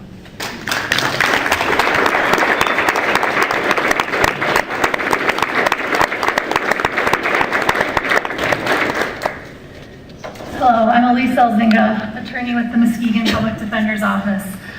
Recently, as part of our office's efforts to visit clients within 72 hours of arraignments, I spent 2 evenings the week of September 9th in the county jail. The purpose of these visits is to review charges, determine whether there's any pretrial motions for release that are appropriate, determine any mental or physical health needs, language barriers, and advise them of some of their basic rights. During these 2 nights, I interviewed 32 clients, all of which were pretrial incarceration status. Currently, the Muskegon County Jail is operating at capacity or over capacity. Muskegon Jail has 542 beds, and when I checked the jail website this morning, we were at 549. This is consistently where we've been running. In August, I think we were at about 590. Unfortunately, what I came to report is some of the jail conditions, and I wanted to report this to reinforce the need of this task force for finding solutions to jail population, because I believe many of these conditions are worsened by the overcrowding in our jail. Some of the worst conditions that were reported to me occurred in the holding area. The holding area, more people are placed there when there are not beds available for a longer period of time. While they're in there, there are some bunks, but not everyone has access to a bed. People are not provided their hygiene packets yet, so most of them, some of them are staying in there for longer than a week and with not access to a shower or even to be able to brush their teeth. There are a few stories that I wanted to share. One man apologized to me because he had not been able to take a shower or brush his teeth for 5 days. I saw 2 individuals that had medical needs, one injured back and another a broken wrist that had not yet been had any medical attention. I met with a woman who was 8 months pregnant, who had been in the holding cell for 3 days. She stated that there were about 10 to 15 other people there. Again, no access to a shower, and she was sleeping on the floor. I met with a woman who disclosed she had an eating disorder, which was very visible. I would estimate her being around 80 pounds. She also had been in the holding cell for 3 days and had not been able to keep any food down. A request for milk and crackers were denied for her. Lastly, and one of the most worst accounts I heard from was a woman who reported that she had been in the holding cell for 6 days. During that time, she started her period. When she first requested for any feminine hygiene products, she was denied and had to use extra clothing from another inmate to help herself. When she finally was provided feminine products, they were rationed and they were not enough, so she bled through her clothing. When she requested a new set of clothing or inmate wear, she was told that she would have to wait until the next time they were all handed out, which is handed out on a weekly basis. Another report from one of my colleagues was it took that coworker who was sitting right next to me 2 calls. She met with a client who hadn't taken a shower for 4 days, put in a call, was said that she would get it that day. When she came back to check on her 5 days later, she still had not had an opportunity to take a shower. So it took 2 calls to jail staff administrators for this woman to finally get a shower after 9 days. I recognize that the staff, when the jail is over capacity, that the staff is probably at over capacity too, and simple requests go denied. There was also reports that there was no drinking water in the holding area, and requests for that or extra water at meals had been denied. So we most certainly are facing a crisis in Michigan in many of our jails, and I thank the task force for your time and opportunity to be heard. Thank you.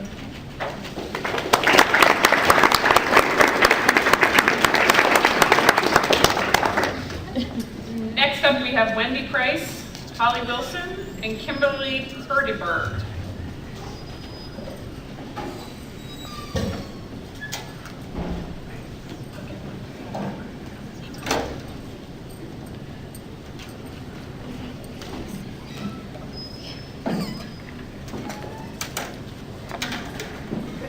I'm so impressed that you pronounced my last name correctly. As you said, my name is Wendy Price. I work with Blazing Trails Change Management here in Grand Rapids. But more importantly, I've had a chance to work with Monica Gino over the last 3 years in her diversion program in Lansing. And so that's what I'm really here to talk about, is just really the benefit of that type of a program and how we should try to consider using it more and more, putting more resources. And I'd like to illustrate that with a story. So one of my clients, when I was working with Monica, actually was a caregiver for 15 children. Yes, you heard that right, 15 children. Now, they weren't all his. He actually was a caregiver for his sister's kids, 2 sisters' kids, and ages from 2 to 17. So you can imagine the dynamics and the a large group of people, but also there was a child with, that had a hearing impairment, that he handled that situation as well, including sign language, and then another child that needed medication due to having asthma. So he was able to serve, have the consequences for his actions, but still care for the children, supervise the children, and then also pursue his GED. So that's just one of the great, keeping the families together to not perpetuate the situation and to really attempt to stop the cycle. I saw it firsthand, so I just wanted to say thank you for having us talk and consider those types of options. Thank you.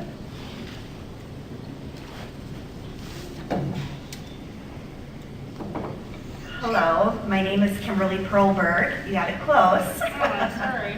Nope, we're fine.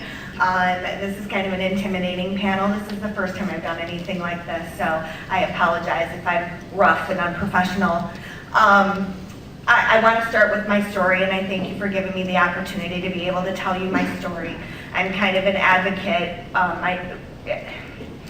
I am a mother and a wife and a daughter, and I have been a single mom for the last 3 years because my husband was incarcerated on an embezzlement charge.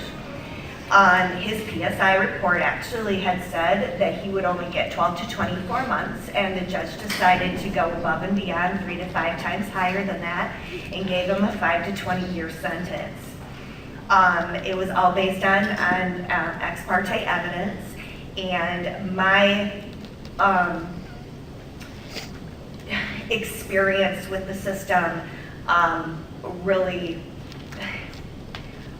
scares me, because I expected the system to be fair, and we were definitely not a family that decided that he wasn't responsible for anything, and we did everything that we could to hold that responsibility. But the excessiveness of 3 to 5 years has made a huge impact on my family. I am unemployed at the moment. I just lost my job 3 weeks ago, and I'm the only means of financial stability for my family, and thank God I've got a great support system. I expected the judge to be fair, and I feel that he was excessive because I feel that he's been an exceptional prisoner, no tickets for the last 4 years.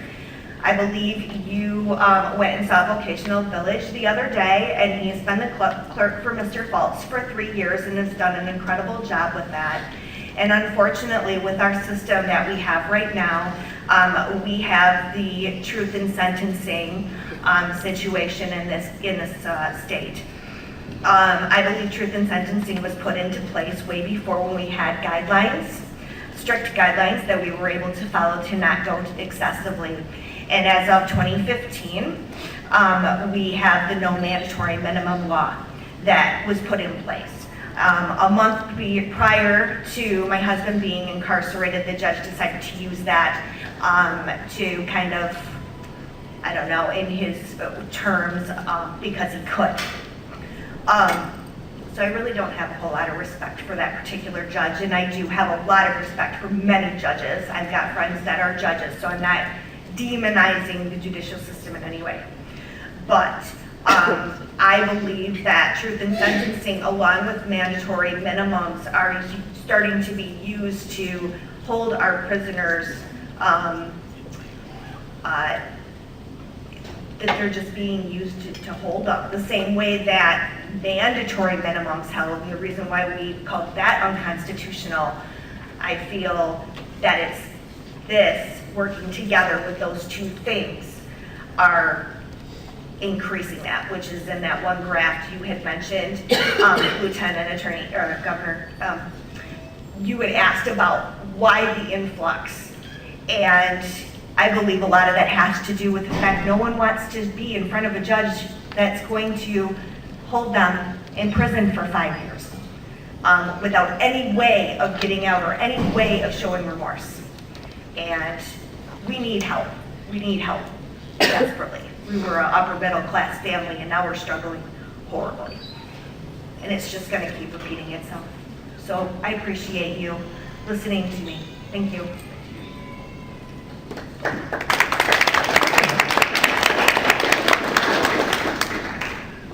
my name is Anna Solomon. I'm standing in for Holly Wilson. I am the program manager at Safe Haven Ministries over our safe shelter. So I want to share some stories from the last week because I haven't heard much from the survivor perspective in this discussion. We operate a 56-bed facility and operate at capacity, if not over, pretty much since we moved in December. Twice in the last week, we've been contacted by survivors desperate for safe shelter because their partners were in the process of posting their bail or their family members were in the process of posting it, and they were really afraid of the repercussions of when they got out because they were pursuing charges. We recently just had a fundraiser in which we had a past client speak on her experience where her partner was released from jail on bail and walked in on her packing her things and trying to leave. So I want to clarify that we are 100% in support of not incarcerating or doing citations for offenses that are not, they are victimless, that don't have assault charges. However, our primary concerns are for the victims of intimate partner violence that we want to make sure there's some special considerations given to them. Oftentimes the detention time period is the time period in which they seek safe shelter and services.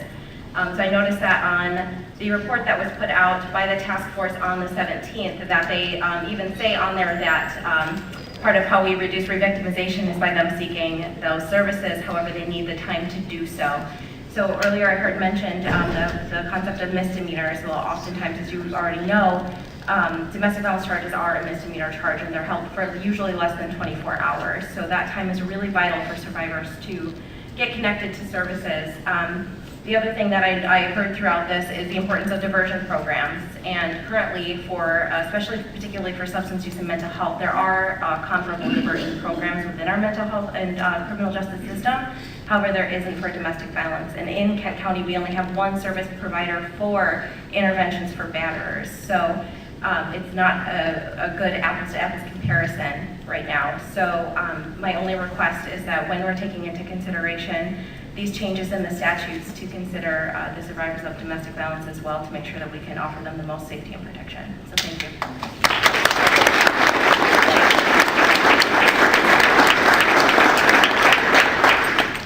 Okay, will Sean Barrera Leaf, Kristen Burgess, and Heather Wiegand please come up?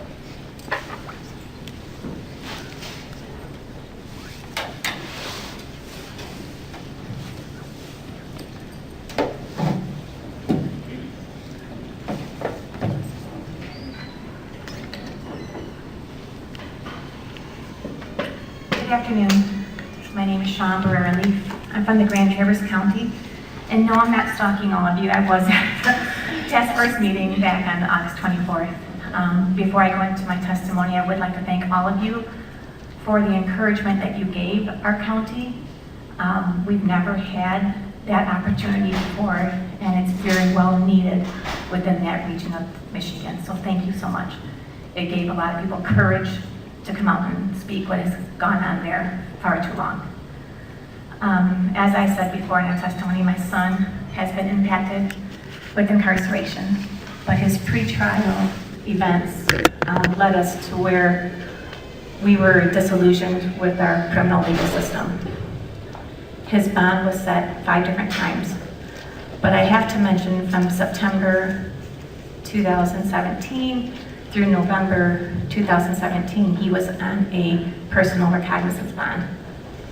Throughout his case, we had many hills and valleys that took place, and the circuit court judge had a very demanding process called rocket docket, and we felt that his due process was not being heard. So through a lot of events, we ended up trying to disqualify the judge through bias. And this happened in December. And as you remember, my son was on a personal recognizance bond from September through November. After this hearing, well, during the hearing, the judge had gone ahead and raised my son's bond to $250,000 based on, he said, as a flight risk. Although for the past 3 months, my son had no violations, nothing that would indicate that he was a flight risk. He had community support. He had family support, although he did lose his job because of GPS, but there was no flight risk involved. The judge did this just in total retaliation for what he felt we were doing to punish him. So we tried to get him out as far as through an appeal that was denied. We took Plan B and we sought out a bondsman.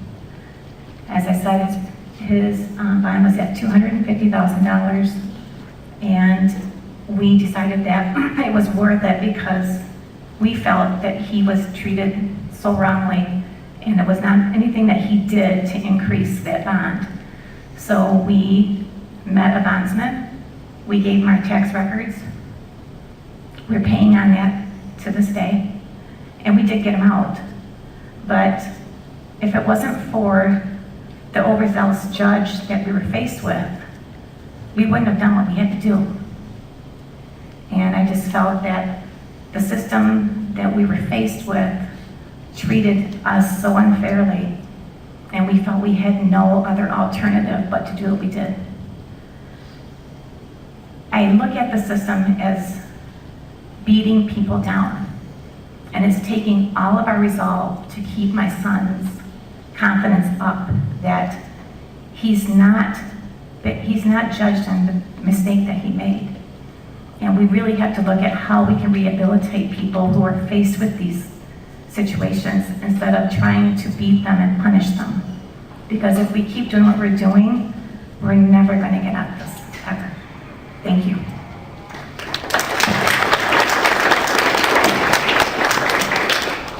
I apologize because I'm on the tail end of a cold. I am going to try and kind of stand this up.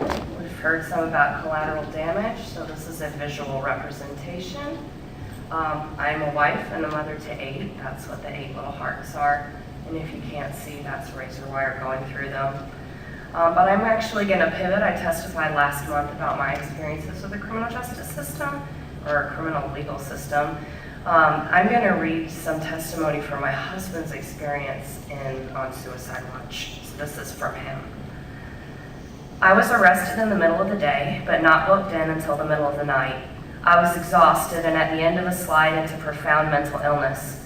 The jail immediately put me on Suicide Watch, 6 hazy days of trauma. Here's my definition of Suicide Watch: being naked under bright lights for 6 endless days and nights. I was clothed only in degradation. They call it a Bam Bam suit. Nothing else. The lights never went out. There was never a break. I had nothing but a blanket covering my genitals. I tried to curl into the fetal position to hide my face from those cruel lights. They told me they'd take my blanket, the only thing covering my naked genitals. It was cold, incomprehensibly cold, and the lights, they never went out. I was naked and confused for all to see. Everyone who walked by could see me, but it didn't stop there. I had a hearing. I don't know who I sat in front of. I just know I sat in front of him naked. He couldn't tell because I was on video and the Bam Bam humiliation was covering my chest, but my ass was bare on the chair. I was naked in front of a judge. I was exhausted from the torture of lights, from sleep deprivation, from shame and humiliation. I was so confused. He read the same charge 3 times. I couldn't understand. I had no clue why he kept saying the same thing over and over. He berated me, belittled me, because I was cold, naked, exhausted. Nothing more to him than an image on the screen. Nothing more than guilty. I had no counsel, but he kept yelling at me that I had to get counsel because he was going to deny a court-appointed attorney. There was nobody that cared about me. Nobody told me what was going on. The jail wouldn't give me a phone book. There was nobody I could call. Just the lights. Just the bright lights and a boilerplate list of requirements I could make no sense of. The bond was astronomical. It would have broken my family. The restrictions unfathomable. Why did he deny contact with my wife without asking what she wanted? I didn't understand. I desperately wanted to know what she wanted me to do, and I desperately wanted to talk to an attorney. But I was cold. I was naked and exposed before what had become my whole world, the Grand Traverse County Jail. I've experienced so much abuse and trauma in my life. I've been repeatedly beaten, thrown through a glass door, repeatedly molested, told repeatedly that I am a worthless piece of garbage. But I had never, ever spent days being tortured, dragged before a judge naked, only to be berated and told how worthless and guilty I was before I ever even spoke to counsel. I'm grateful for every day that my wife tells me that my life has meaning and that I am worthy of redemption for my sins. But it's still hard to forget being naked in front of a judge, hearing him tell me that I'm nothing more than a stupid, worthless monster. And my aside is, torture means any act by which severe pain or suffering, whether physical or mental, is intentionally inflicted on a person for such purposes as punishing him for an act he has committed or is suspected of having committed. No exceptional circumstances whatsoever, whether a state of war or a threat of war, internal political instability, or other public emergency or public safety measure, may be invoked as justification of torture. Those two statements are excerpted from the United Nations Convention Against Torture and Other Cruel, Inhuman, or Degrading Treatment or Punishment, which the United States ratified in '94.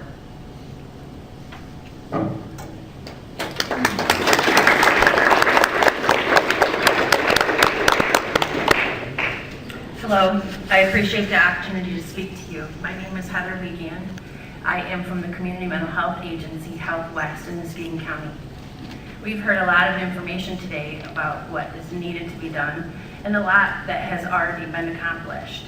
And I really selected to speak to you today at the last minute because in my experience working with community mental health over the last 6 years, and with that partnering with our local Muskegon County Jail, I've been able to observe firsthand a lot of advancement. And Dr. Sheriff Kubiak spoke today about the 10 pilot programs through the state of Michigan, but Muskegon County has been able to tap into those resources as well. And her team has come to Muskegon and assisted us in trying to push us forward. You know, I would be remiss not to say some thank yous to the individuals at the table. Judge Maria Lattis Hoops, who is our mental health court judge and is a pretty routine partner to us in addressing some of these issues. DJ Hilson, who sits on your group and is also a unique partner in this battle that we're all working on together. There are some heavy lifts that we're facing in Muskegon. You've heard some of those today. Some of those are capacity. We definitely need more corrections officers in our jail. That takes resources. We also need more law enforcement officers on our roads. That takes resources. Some of the other heavy lifts that, let me tell you that one of the things I'm most proud of in Muskegon County is our Muskegon County Diversion Council. We have a group of individuals that comes to the table every single month of the year, and sometimes 2 and 3 times a month to work on special task force issues. That council is made up of our public defender's office, our Mercy Health Partners emergency room system and hospital. Our district and circuit court administrators often attend that. We have the medical authority and EMS, our sheriff's department, out of the 10 municipalities that we have outside of the sheriff's department, the state police, and 5 of those municipalities are routine members of that organization. And we're very proud of that. There's a lot moving forward. We're about to embark on enhancing MAT services in the Muskegon County Jail. We're currently doing Vivitrol, and we will be introducing Suboxone. And we will also be making sure that those individuals who are already patients receiving methadone do not miss a dose. That we're going to be doing the work to screen them at booking and do the work to work with our public defender's office and our prosecutor's office to understand who of these individuals are divertible and how do we make that happen. We also have a community health worker that is a part of our team who will be part of that booking process, and she's working to do those discharge planning for those individuals, and that starts at the booking opportunity. Some of our heavy lifts, things that maybe weren't mentioned today that I want to make sure to say, placements. We need placements. We have 4 individuals who have been waiting in our jail for months post their forensic exam, and they can't get into the state hospital. That is not acceptable. We have had a 17-year-old young man with autism who spent far more time in our jail than he would have been sentenced for his crime because there was no place for us to place him. That is unacceptable. We have to do better than that. Another heavy lift that we could really utilize your help in gaining the resources for is to upgrade that management information system for our jail and many others. Things that will talk to each other, road patrol, jail, and dispatch. Quality data so we can make quality improvements. Thank you for your time.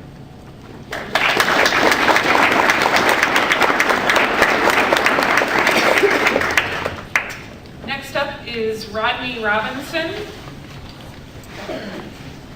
Ross Budendorf, and Richard Salopal.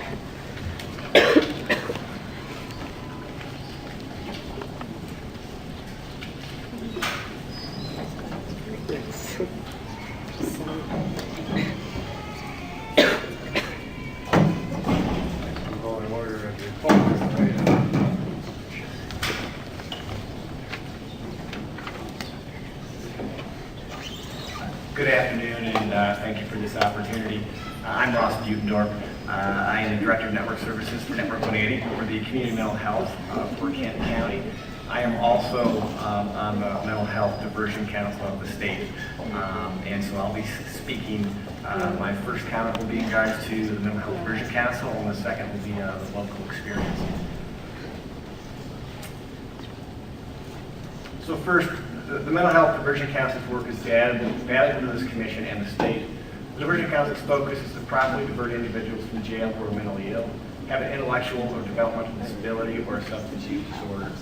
The Council is a roadmap using the sequential intercept model that provides for common language for CMHs, counties, law enforcement, and policy makers to focus our efforts. The Diversion Council already has the research-based solutions to provide services in all sequential intercept points. The Council has tested diversion programs in pilot sites across the state. It is important that the Diversion Council continue to receive adequate funding and, if possible, additional funding to provide further research and implementation of diversion programs for mentally ill individuals for more communities. Again, the Diversion Council's intent is to implement programs that work to divert seriously mentally ill individuals from jail and expand these services throughout the state. So I hope the Diversion Council can partner with the task force. So now on to a more local view. Network 180 is implemented in partnership with the Kent County Sheriff's Department and community providers, many services and programs that divert seriously mentally ill individuals from jail, but we have to do more. A snapshot of some of these programs that Kent County is running. CIT training for police. In fact, we just ended or completed another week-long training this week. Jail mental health services that screen, assess, and treats anyone with mental illness in Kent County Jail, as well as a 62-bed mental health pod that provides specialized treatment within the jail. Some of the numbers that Dr. Kubiak highlighted through her research were what she presented to you today. A post-booking jail diversion program, a reentry case manager who's very, very busy, and multiple programs that treat individuals with substance use disorders in the jail. The most recent program that was implemented is a program connecting individuals who have an opiate use disorder to medication-assisted treatment upon release from the jail. And most recently, the Kent County Jail, in partnership with Network 180 and community treatment providers, now provides methadone and Suboxone in the jail for anyone who comes with that prescription. And our target or our focus for that, I think, is at some point we would like to actually induce people on Suboxone or methadone while they're in the jail. That's a heavier lift, so I know that the sheriff may be cringing when I say that, but that will be done in partnership. But we must do better. In Kent County, there are between 80 and 100 individuals with a serious mental illness who are arrested and placed in the jail each month. That is 1,000 to 1,200 individuals each year. So 760 of those individuals were arrested on a non-violent misdemeanor. All of those individuals are divertible. These individuals need a place to go, but not jail, because they are the costless individuals to have to be there, and they often, putting them in jail can cause additional trauma and do harm. But we have an issue. Medicaid can't be spent in the jail, and we must either use local or state. We need more local and state GF dollars. We need additional local and GF dollars to provide these comprehensive services in jail and these jails across the state. A solution to this issue is the creation of a crisis center. The Kent County community is currently working on implementing a psychiatric crisis center to potentially divert the 760 seriously mentally ill individuals who were arrested and placed in Kent County Jail that are divertible. The crisis center would also divert individuals away from our local emergency rooms and psychiatric inpatient hospitals that provide an immediate psychiatric treatment. Crisis centers are one of the many different programs the Mental Health Diversion Council has identified and is pushing to implement to divert individuals from jail. To that end, we are currently working with a number of parties across the state to modify the state mental health code to make the language clearer to better allow community mental health programs and other local providers to create and implement community crisis centers. We'll need your support in making these changes to the mental health code.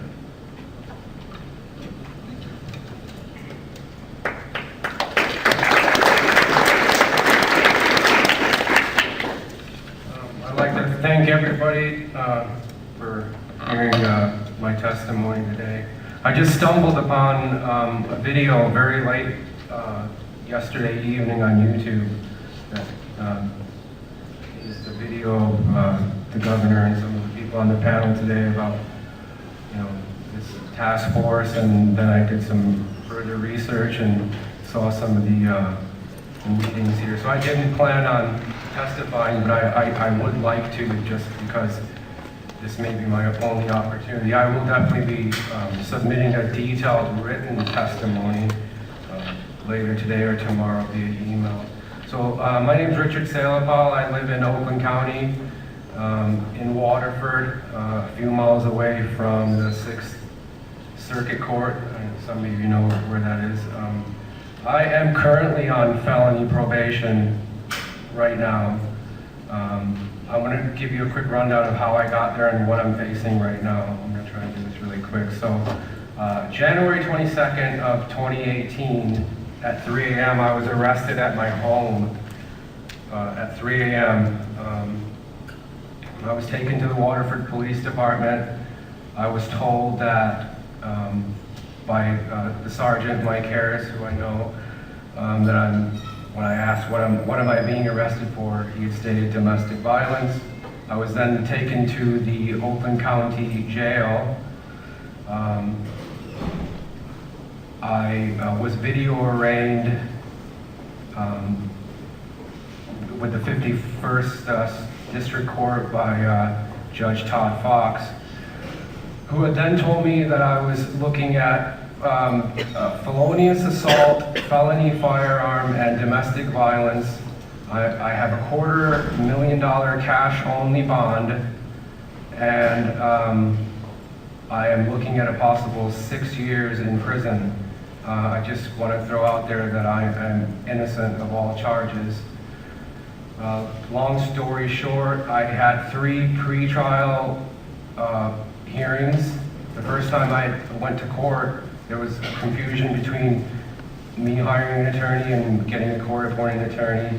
So it was rescheduled, that first pretrial hearing. Second pretrial hearing, I had an attorney, paid attorney, which was Arnold Weiner. And then that hearing was further pushed out. I don't have time to get into details, but so I ended up pleading to felonious assault, which I am not guilty of. The plea that I took, I didn't know that this was going to be the case, but 3 years probation, drug and alcohol testing, random, which is it's only once a month now, and I have to complete a domestic violence class. The issue is, as of last week, I'm facing a violation of probation, and it has to do with this group here, this class that I've taken. I've attended 52 weeks of this domestic violence class, and there's a lot of things in this book that they're asking me to fill out as far as by personal examples of sexual abuse, physical abuse, and so on and so on. There's a lot of things in this book that it would be a lie to fill it out. So basically, I've been dismissed from the class now, even though I've completed 52 weeks.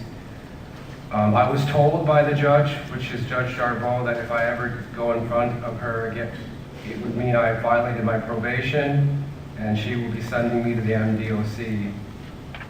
So, I mean, I'll put this in more detail, but I'm basically telling you that I'm an innocent person who pled to charges because of such a high bond, cash only. Who has $250,000 sitting around? And now, I've been on probation for a year, almost a year and 5 months, and within the next few weeks, I'm going to be going in front of Judge Charbot on a violation of probation hearing, and I could most likely go to jail for up to 3 years now. I mean, we have a big issue in this whole country as far as people pleading out and they're innocent, and there's reasons for it. I mean, there's charges that are stacked up.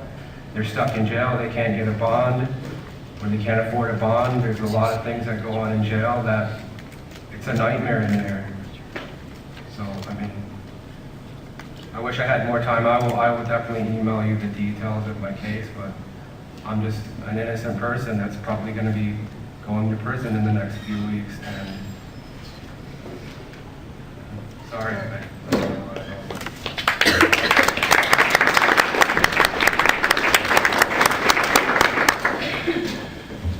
Thank you. We can next have Wesley Watson, Jeffrey Leonard, and Rasha Almalaki, please.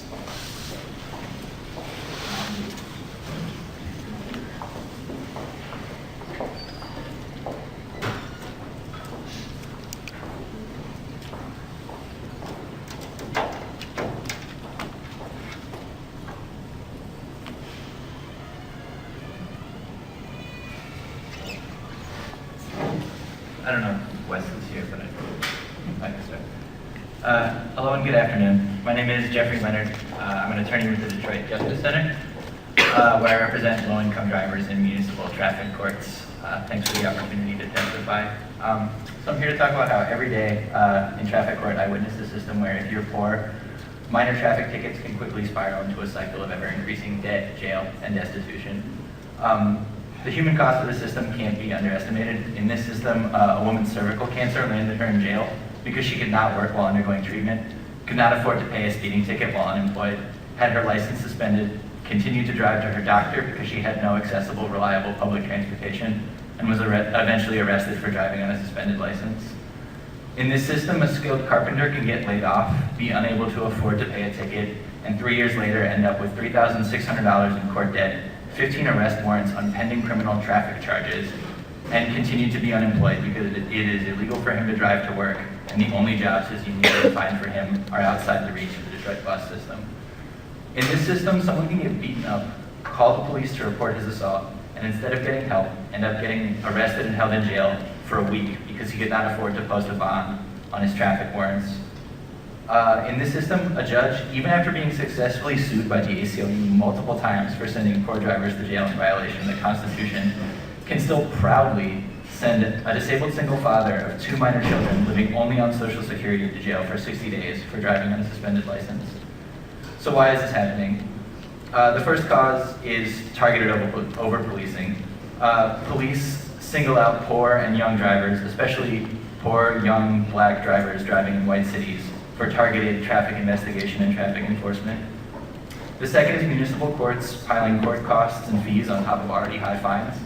With court costs and fees, civil infractions like speeding can cost almost $400, while driving on a suspended license can easily exceed $700. The typical traffic ticket for our clients is over $1,000. These costs are grossly disproportionate. We regularly see judges imposing $400 in costs on offenses that carry only a $100 fine. The third cause is driver's license suspensions. If you can't afford to pay a traffic ticket in Michigan suspends your driver's license and makes driving on a suspended license a misdemeanor. If you drive on a suspended license, which is almost inevitable in Metro Detroit, your car can be impounded, you can be arrested and required to post anywhere from a $500 to a $1,500 cash bond. You can be held for weeks waiting for court, and you can even be sent to jail for a month. And the final cause is municipal court's use of criminal contempt and criminal arrest warrants to bring people to court for traffic debt. If you've not paid a traffic ticket, in addition to your license being suspended, there's likely a warrant for your arrest. And there are simple ways to fix this. So first would be to make all minor traffic matters civil infractions and make it easier to comply with traffic laws. Many traffic issues that we see, like not registering your car or having a broken taillight, are due solely to the inability to find the money to take care of the problem. Punishing people for them does not make anyone safer or encourage compliance. The second would be to repeal the statutes that authorize or require courts to charge fees and costs, set fines, and have them set fines based on defendants' income. Funding courts and the state through court costs has nothing to do with public safety and shifts the tax burden onto the people that are least likely to comply, or least likely to be able to pay. Third would be to end license suspensions. License suspensions are not an effective tool for collecting traffic fines, and suspending someone's license actually makes it less likely that they will be able to earn the money they need to pay off their traffic debt. Because of this contradiction, at least one federal court has actually already held that license suspensions are unconstitutional for unpaid traffic fines. Michigan should follow suit and end license suspensions. And fourth, Michigan should prohibit issuing warrants for traffic matters. Like license suspensions, warrants do not make it any likelier that someone will pay money they do not have. Rather, it just puts them in a more precarious situation. It can't work because employers will see active warrants, or because they continuously get arrested and held overnight and miss work or lose their job. Courts shouldn't be allowed to issue warrants for traffic tickets. Rather, courts can collect traffic fines the way literally everybody else does, which is through civil collections. This task force has a lot to consider, but these are very simple solutions. You should adopt them. Thanks for your time. Thank you.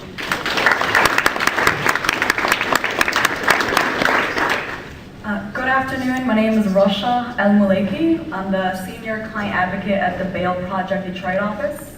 The Bail Project is a national nonprofit that helps to fight against mass incarceration at the front end by posting bail free of charge to our clients and assisting them getting to court and seeing their case through. As of today, the Bail Project Detroit has posted bail for nearly 300 people, securing their freedom at no cost to them. Every single one of them represents a staggering 62% of those currently being held in Wayne County Jail without a single conviction. Essentially, the only thing stopping their release is their inability to pay their bail, sometimes as low as $100, as we heard earlier. On the national scale, at any given time, close to 450,000 people are in pretrial detention without any means to buy their freedom. Evidently, this speaks to a larger crisis at hand when the most economically vulnerable community members are being criminalized before they've ever seen a day in court. In my experience, cash bail is an unfair and predatory mechanism that further destabilizes the livelihood of those incarcerated, their families, and their communities. One of my first bailouts was a 24-year-old Detroit man held at Wayne County for $1,000, a typical bail amount. He was locked up for a month before we intervened, but by then, he had already lost his job, and to make matters worse, his girlfriend had to also quit her own job to be available to take care of their 4 children. This family went from a 2-income household to 0 because they could not afford the cash bail. And still, the client was then expected to pay the added expense of an electronic monitor out of pocket. In early December of last year, I posted the $1,500 bail of a 27-year-old Detroit woman who was then 9 months pregnant with mental health issues. She had been incarcerated for a week and feared having to give birth behind bars. Days later, after her release, she had an emergency C-section and safely welcomed her daughter with her loved ones nearby. If the bail had not been paid, you can imagine what could have happened to our client and what has happened to thousands of pregnant women in a similar predicament. I am here to testify before you, the task force, on behalf of those we are all committed to serve. We must do better. The solution to criminal justice reform does not lie in more jails, nor does the solution lie in electronic monitoring. E-carceration, or tethers, at a devastating extra cost to those already struggling individuals. Other issues include a higher probability of rearrest from technical violations due to many issues with the device.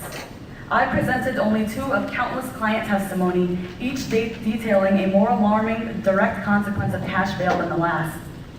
For those of us here that have interacted with this population, you can attest that these are not single-issue individuals we have in our hands, but those that are facing many concerns with housing instability, unemployment, mental health issues before they even engage in the system.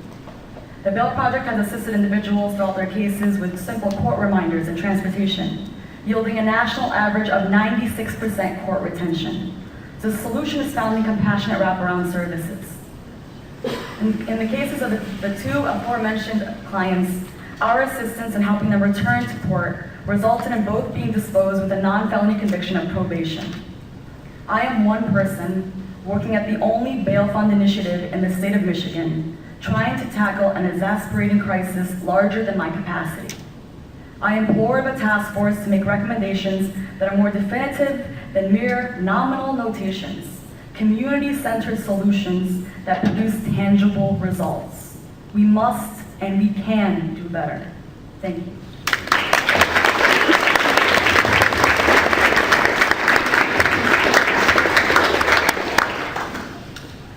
Next, please, DeAndre Jones, Darcy Pickren, and Jana Sano.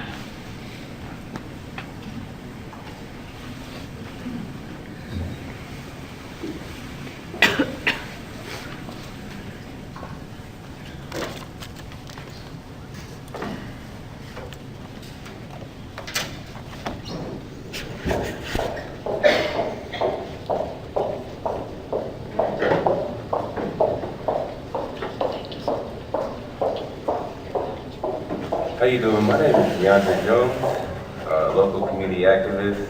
I'm a committee member for the West Grand Neighborhood Organization and a Link Up Fellow. I would say I have eagle eyes in a community where there's not too much diversity and people actually trying to make a difference here. A couple years ago, I was that kid that brought the gun to East Kenwood High School. I never wanted to harm anybody, shoot anybody or anything. I was just trying to impress a group of kids that I was smarter than. I feel like a lot of young African-American males get into confrontations in a lot of different things because they try to impress a group of people of their peers or people that they might be smarter than. I ended up going to placement in Everett, Michigan for about 10 months. It was called like Pineview Homes. And I did all of my time, and I ended up going to an alternative school, and not a public school, and I ended up making a Miranda show. I turned my whole life around. I won a state championship in basketball and everything else, and just continuously tried to do activist work and tried to make the community and be the change I wanted to see in the community. Just recently, I was just on Facebook, and I was looking at a video from a young white kid who actually brought a gun. It was like West Ottawa. But the funny thing is he wasn't arrested as soon as he brought that gun to school. When I brought that gun to East Kenwood High School, it was about 10 to 15 sheriffs, no lie. This kid had an open interview and they asked him what did he wanted to say to the people, and he just said, "I'm sorry." I don't know what criminal justice reform really looks like to you or here in Michigan, but that's just unfair. I believe either it was me or anybody in this room that was of color, we would have been immediately locked up and just looked as a threat to humanity or society. I just don't, and also just with all of the cannabis convictions and everything else, and people that, like, I've been advocating for medical cannabis here in the city of Grand Rapids and everything. My house has been raided, my rights have been violated by police officers. This scar on my eye actually came from a police officer, but I don't think every police officer is bad. I just think that it's a fair and justice system. I believe racism is taught. I believe there is a race. I know that systems are more than just systems of people or technology, but it's actual people that make those systems. I believe that here in Michigan, if you guys really want to move forward with criminal justice reform and actually show some quality economic development and just care for people, that you guys have to be a little bit more diverse and actually get some laws and legislation, things passed and legislation that actually change the infrastructure here.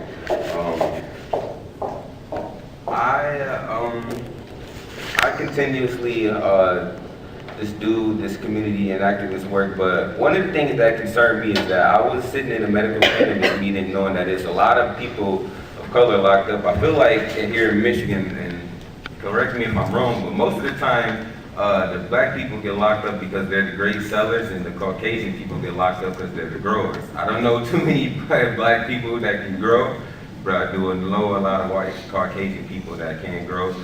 And so it's crazy to me how a retired police officer can get a medical cannabis operation passed, but an African American has a struggle and need about $300,000 in the bank to start a medical cannabis operation. It's good that you guys didn't put the regulations and all of those high charges on the recreational, but what about the medical? What about black people being able to show that they can be able to be a little bit, be able to attack big pharma and actually make a difference and try to be on some Dr. CB type of thing, you know? Why can't we be able to do that? Why do we need all of this capital to be able to try to make an impact, a humanitarian impact on the industry that has been keeping us locked up and down for a lot of years? I feel like that's very unfair, very unjust, and there needs to be some serious conversation about that, because I did sit in the planning commission here for the city of Grand Rapids, and I watched a police officer get an operation pass, and I know it's probably about 200,000 black people locked up for cannabis still. Thank you, DeAndre. Sorry, thank you, I appreciate it. Thank you. Thank you again for allowing me to testify today. My name is Darcy Pickren. I'm from Traverse City. I did have an opportunity to speak a little bit about my case in August.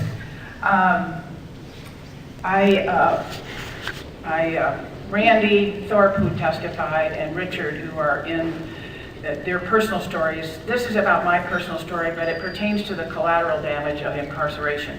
I'm not going to go into all the details, but one of the things on the task force scope is serving and supporting crime victims.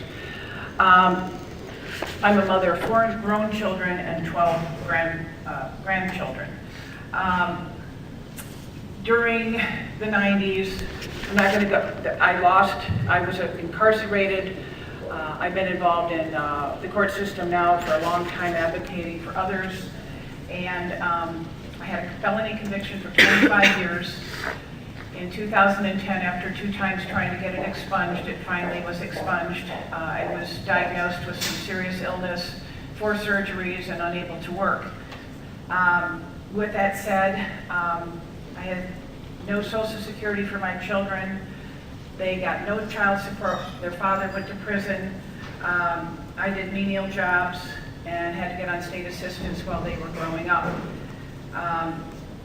I know I'm not making a lot of sense because I skipped a lot in my talk, but when I heard Randy speak and I heard Richard speak of the way that the system is broken, it just breaks my heart, because here I am 29 years later, having been arrested for something I didn't do.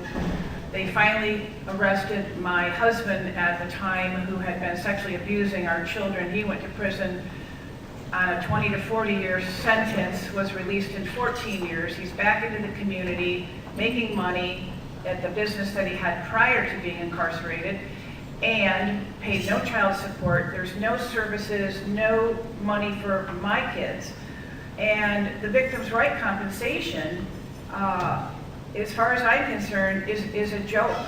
I submitted all kinds of paperwork and the cost that it had cost me personally, and I think we got about $200 from that compensation.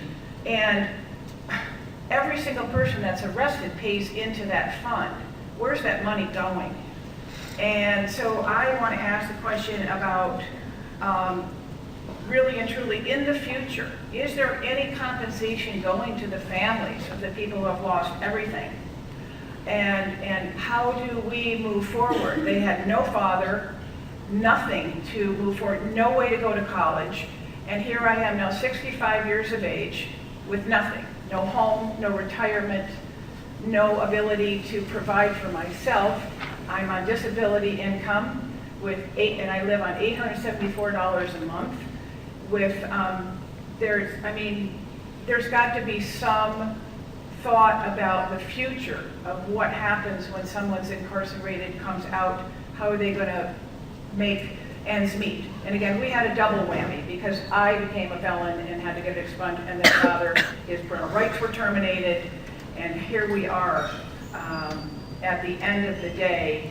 And I think this is happening to more people than we can imagine, and our social service system, unfortunately, is tying our hands again at that point. So thanks for listening, and I'm really, again, excited about what the task force is looking at, and looking at the collateral damage to incarceration in the state of Michigan. Thank you.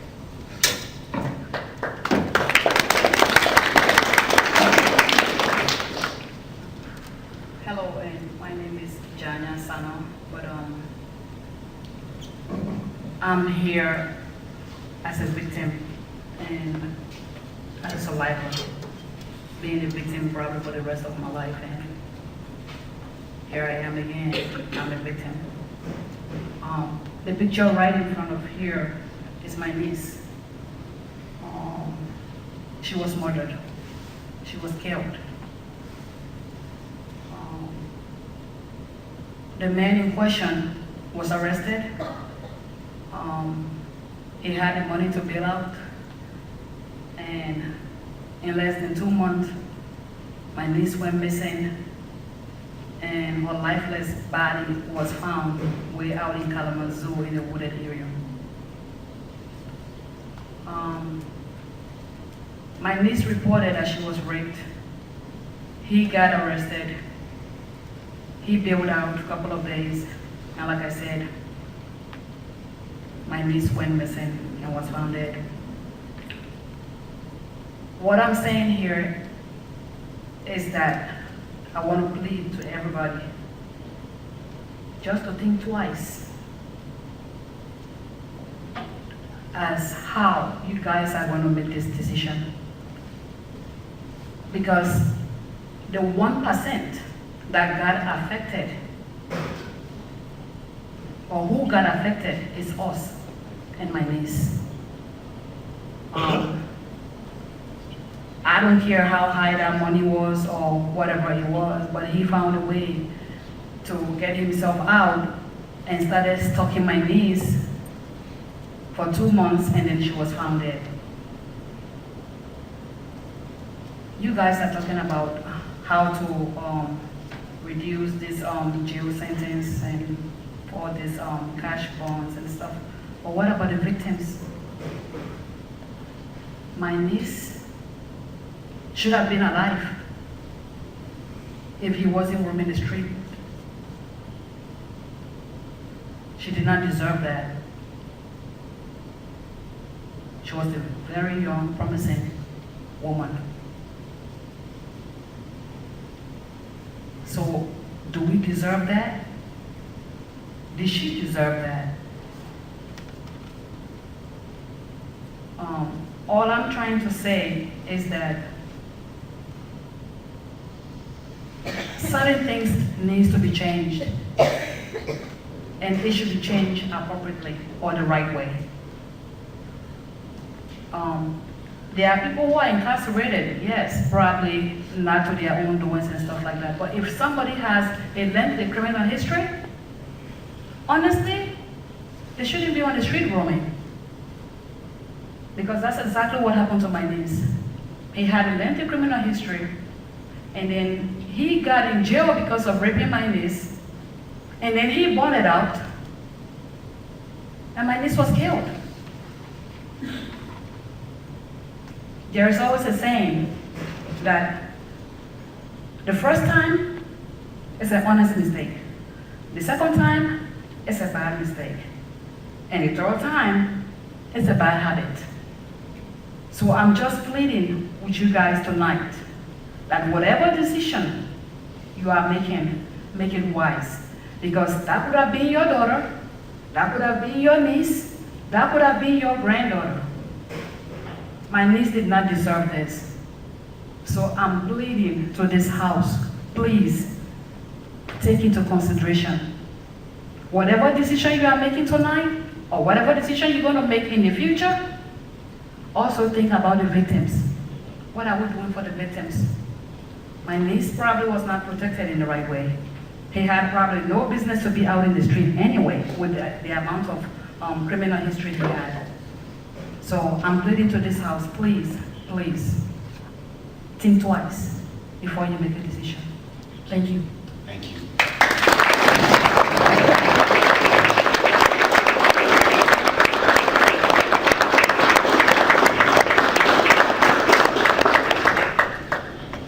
Okay, next we have Marian Anderson, Kendall Lavelle, and Jessica Johnson.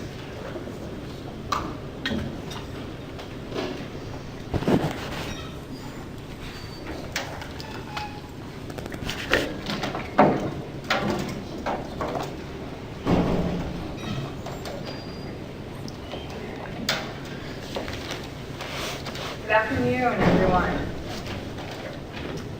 Imagine that you just experienced the worst day of your life. Imagine that you were just violated by another person.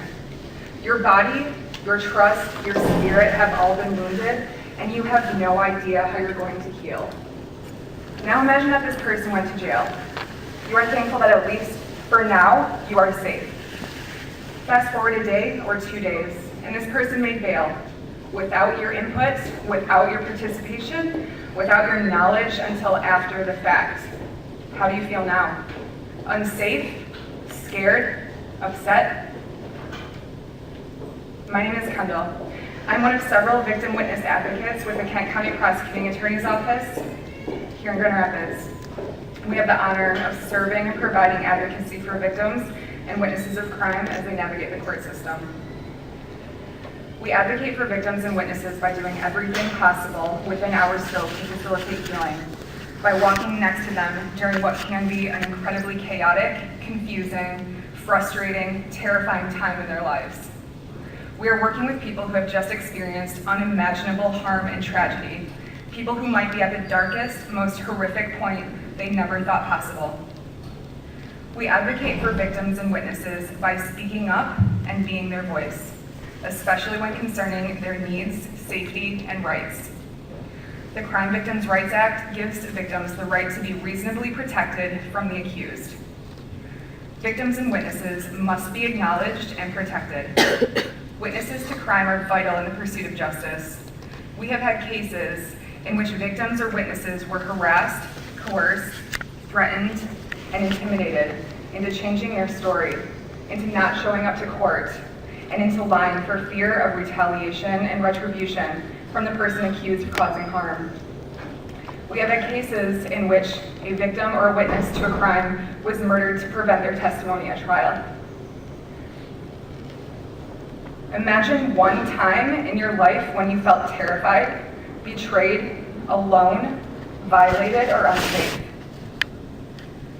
Take a moment to recall the feelings of fear, isolation, confusion, anger, and hurt. This task force has an enormous responsibility. We beg you to remember the victims and witnesses who did not choose to be terrified, betrayed, alone, violated, or unsafe. We beg you to consider their feelings, their safety, their input, and most importantly, their rights. Thank you.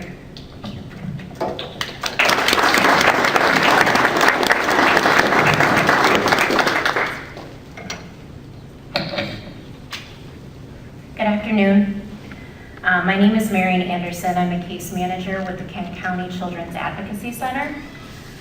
Public speaking is not my strong suit, so I'm going to keep this very brief. I understand that this proposed policy is attempting to alleviate some unintended consequences of holding alleged perpetrators. However, one sweeping policy will have life or death consequences for the child victims we serve. 99% of child sexual abuse survivors know their abusers, and 50% are family members. That's a Kent County statistic. By implementing this policy, it will take away that initial safety measure and put the child victim at risk for further abuse and trauma. Because as you can probably imagine, with these children, knowing their abusers, they will likely see them in their communities, and unfortunately, they could even be in the same home. Furthermore, to speak from previous experience working with victims of domestic violence, I can tell you that the moments of reprieve after the alleged perpetrator's arrest are instrumental in getting the victim to a safe place before the alleged perpetrator is released. In domestic violence, power and control is a primary factor and motivator for the abuser. And you can again imagine that when the victim leaves their abuser, that is a time where that power and control is really being threatened. And that can become a very, very dangerous and sometimes lethal moment for the victim. Similarly, children would be in the same position of vulnerability, particularly because studies show that there is a correlation between domestic violence and sexual abuse. In closing, this reform is possible, but it needs to be individualized to specific alleged offenders and victims. I urge you to consider reform that would not significantly impact victims. Thank you for this opportunity.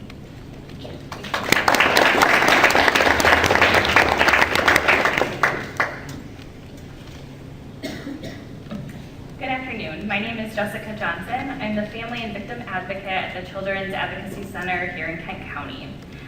Today I'm here to speak on behalf of victims of child sexual abuse. Eliminating cash bonds and possibly reducing pretrial incarceration could really place some children and families that we serve in vulnerable positions.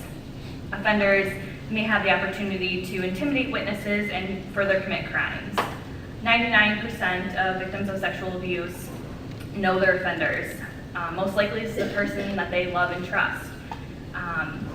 It is common for threats to be used in order to keep children silent. These threats can be to their own safety. It can be threats to other ones they love.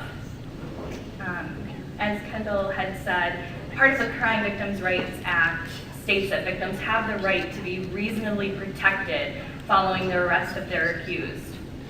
Fear is a powerful tool, and as an advocate, I've witnessed multiple times of children just being in fear when they have to see their offender again. Even sometimes with that knowledge that their offender is locked up, a time when they should feel safe, yet fear is ever present in their mind. I've seen children cry. I've seen children visibly shake. I've seen children destroy stress balls that they've been squeezing in their own hands. I have seen children that are unable to put their fears into words. Stress, anxiety, and fear children experience without safety measures of pretrial protections could drastically increase the amount of fear that they experience. Fear is not only an individual concern, but it's also our community's concern. When an offender is released on bond and subsequently hurts a victim, it sends a ripple of fear into our community. When a victim is too fearful to be part of the criminal justice process, then we are facing a larger issue in our system, a system that should be designed to protect those victims. Our children's voices cannot be lost in this discussion. The process of reform must require their input. I strongly urge you to consider the full and complete impact of all suggested reform. I also challenge you to think of this reform from a young child's perspective. A young child who has experienced trauma, who has had their privacy violated, their trust broken, and safety stripped away. On behalf of the children and families, thank you.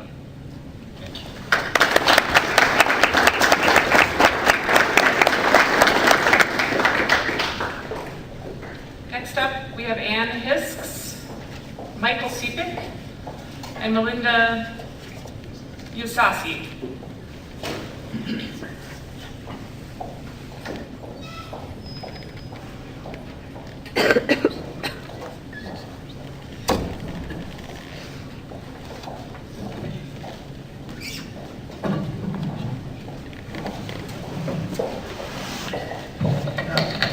Good afternoon.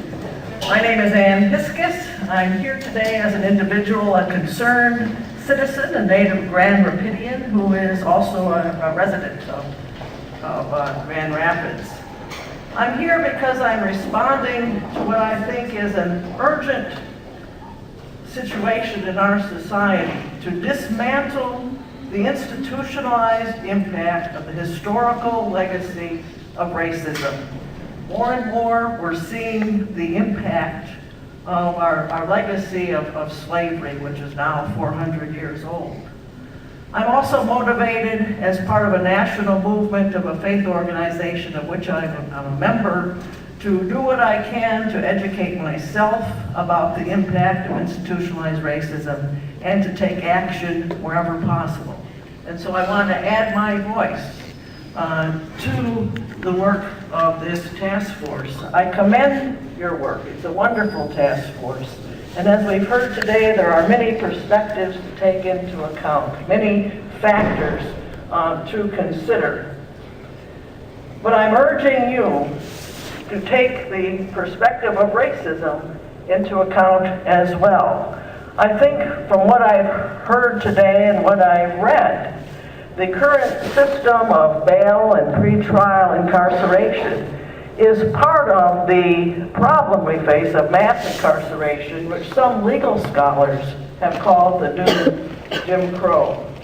So I'm adding my voice, I'm adding my perspective to urge you to do what you can in coming up with a fair and just system that does not exasperate and compound the inequities already faced by people of color in our nation and in our state.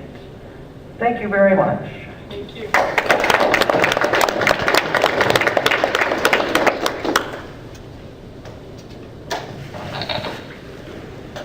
Good afternoon. I'm Mike Sepik. I'm the elected Berrien County prosecutor.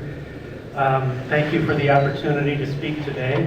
When I was alerted to this meeting, I did not have time to attempt to gather statistics on domestic violence situations or criminal sexual conduct situations or homicide situations that you have briefly heard about today. I only had something that was coming up in our county recently that is a little sliver of maybe what you have to deal with. I have to apologize for not attending the morning session to hear those reports. I have not studied this issue. I am not learned in this issue. But I've been doing this work as a prosecutor, an assistant prosecutor for over 30 years. So I consider myself in the trenches and seeing bond situations literally every day. I've come to, even though there are some judges that took some hits here today from speakers, we have to trust the judges who are setting bonds and dealing with pretrial release. If there are instances of error, those errors have to be dealt with. But judges are our first line, trial judges are our front line defense, so to speak, to making sure people appear at court and making sure that there is a public safety factor in setting the bonds. The little sliver of what we've been going through recently, although I haven't talked to the judges specifically about this, so I can't speak for them. However, our county went through some overcrowding numbers at the beginning of the summer, approaching and exceeding the limits. And then we started noticing that there were some drug cases, delivery of meth, delivery of heroin, delivery of cocaine arraignments, where some of the judges gave personal recognizance bonds. That's a little unusual in our county. We have 6 judges out of our 11 that deal with arraignments. And in the last 2 months, 5 individuals who were charged with delivery, not possession of a quantity intending to deliver, but delivering to either undercover agents or confidential informants, got out on these PR bonds and continued to sell drugs.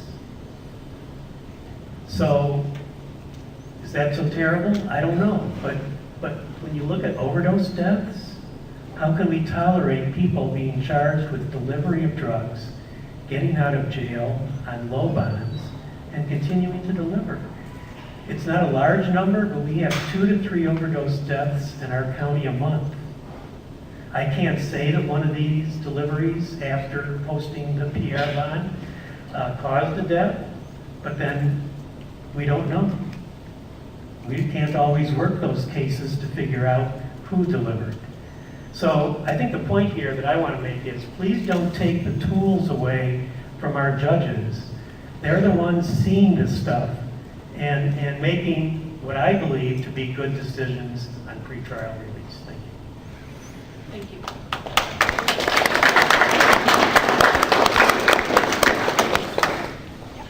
All right, next we have Amy Harbison, Jennifer Holland Coppola, and Karen Walters.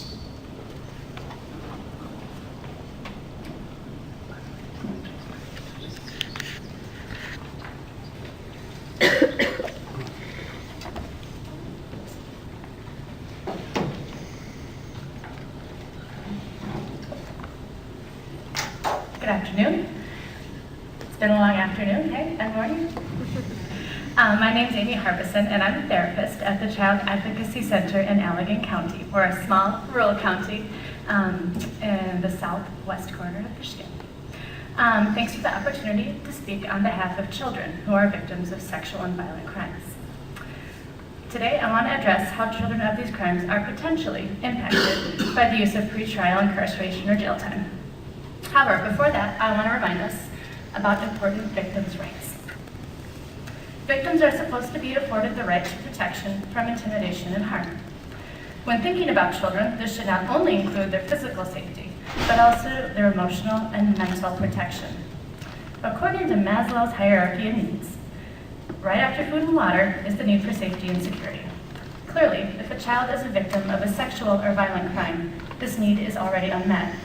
Further, if a child knows that their perpetrator is still moving about freely in the community they live in, their sense of safety, physically, emotionally, and mentally, continues to be violated. This prevents them from going about their daily business with any sense of normalcy and opens the door wider for them to experience trauma symptoms from the crime committed against them.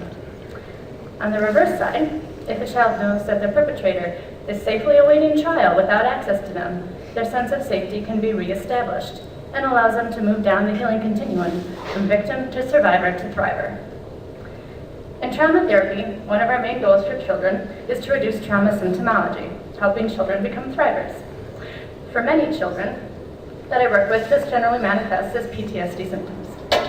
Some of these symptoms include re-experiencing what happened or flashbacks, intrusive, disturbing thoughts at any time, hypervigilance, reckless and self-destructive behavior, difficulty sleeping, feeling jumpy, difficulty concentrating, and being easily irritated and angered. As one might suppose, these symptoms have the potential to impact their schoolwork, relationships, and overall happiness in life. One way we measure or track these PTSD symptoms is with a tool that's well-researched called a CPSS-5, which is a 20-item self-report tool that we often do with the children. This is a 5-point scale of severity from 0 to 5. PTSD severity is determined by totaling up these 20 items, and we get a score from 0 to 8. So what does this tool have to do with pretrial incarceration? Well, I have a story. A client's perpetrator, upon learning of her reported abuse, fled. He fled before he could be arrested. At the initial time of therapy intake, this child had no idea where her perpetrator was. He'd been abusing her for 3 years on an almost daily basis, and her fears were very real that he could do it again. Her initial PTSD score was a 49, which puts her in the severe symptoms category. She was experiencing PTSD as a result of the crimes committed against her. And in addition, she had no idea where her abuser was. Over the course of the first month of her therapy, the topic of her perpetrator's whereabouts were always on her mind. This affected her relationship with her family, friends, her ability to focus, increased her anxiety, and prevented her from resting at night. Thankfully, law enforcement tracked down the perpetrator, and he was jailed. Her therapist saw her 1 week after his arrest and asked her to complete the screener again. So her score was a 20. In 1 month, her score had gone down from 49 to 20. Now, was her therapist so amazing that the 4 to 6 sessions had helped decrease her score by 29 points? Well, as a therapist, we all strive and hope we can walk alongside our clients to assist them. But the answer is no. What really caused her score to drop was the jailing of her perpetrator. Her therapist presented her with both of these CPS assessments and said, "Look at this. When you first came to see me, you were at a 49, and now you're at a 20. What do you think happened?" Well, she looked right at her therapist and said, "He got arrested, duh." So from the mouth of children comes the honest truth. She knew, she didn't read. Thank you so much.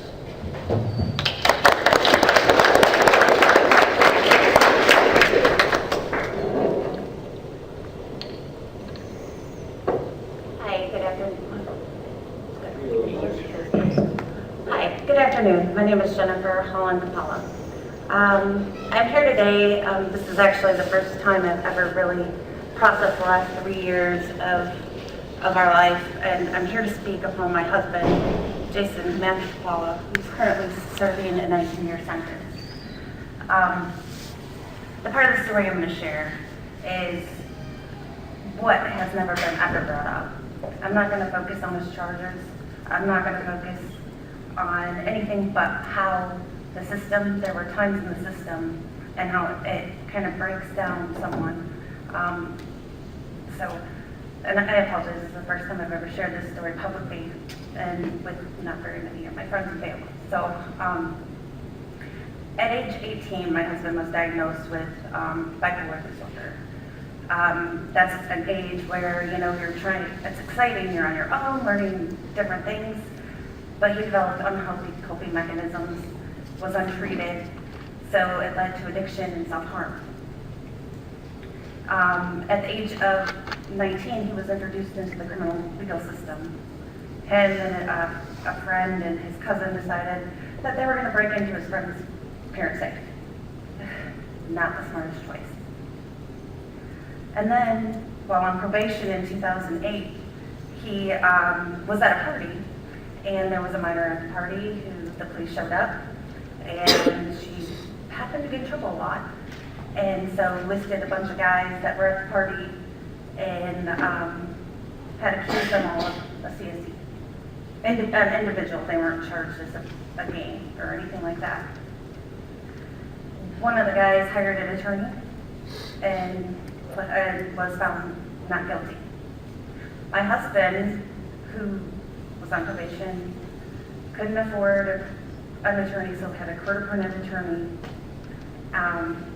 claimed innocent. But the court-appointed attorney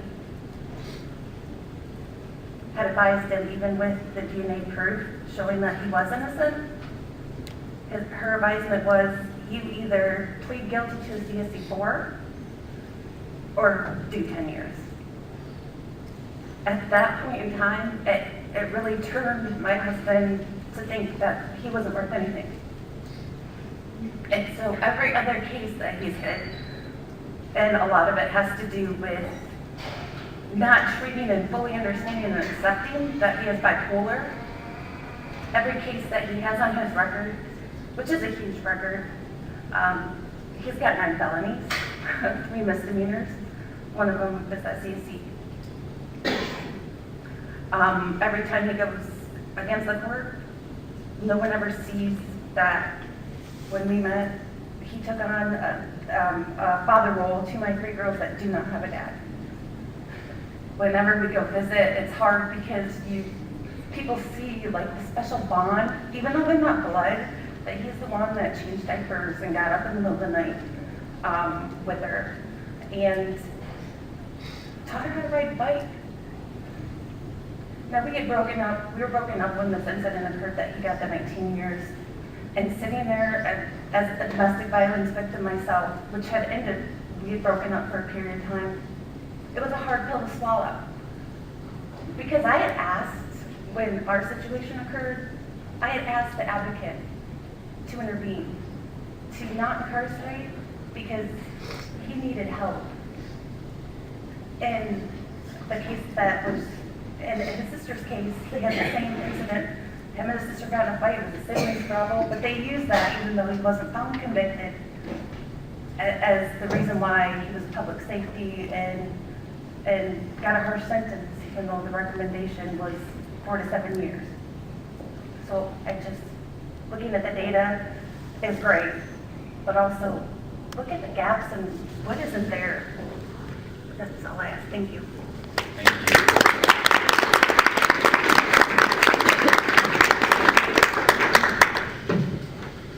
My name is Karen Walters, and I'm here to represent my grandson. I'm tearing up over 2 stories. My grandson was abused as a child by his father, mentally, possibly physically, and had trouble through school with ADD. Different medications didn't work with ADD for him. Things happen. PTSD is one of the diagnostics he's got. He had a breaking point as he was 20. He's been working full-time since he was 17, was a hard worker, earning good money, $25,000 1 year.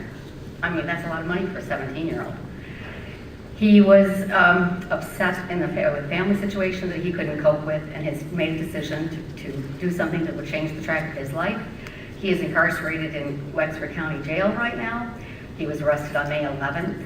His first hearing at court, his court-appointed attorney, who was requested, thankfully it was Wexford County, was requested to serve for him, he asked the judge to have him have his psych eval before arraignment.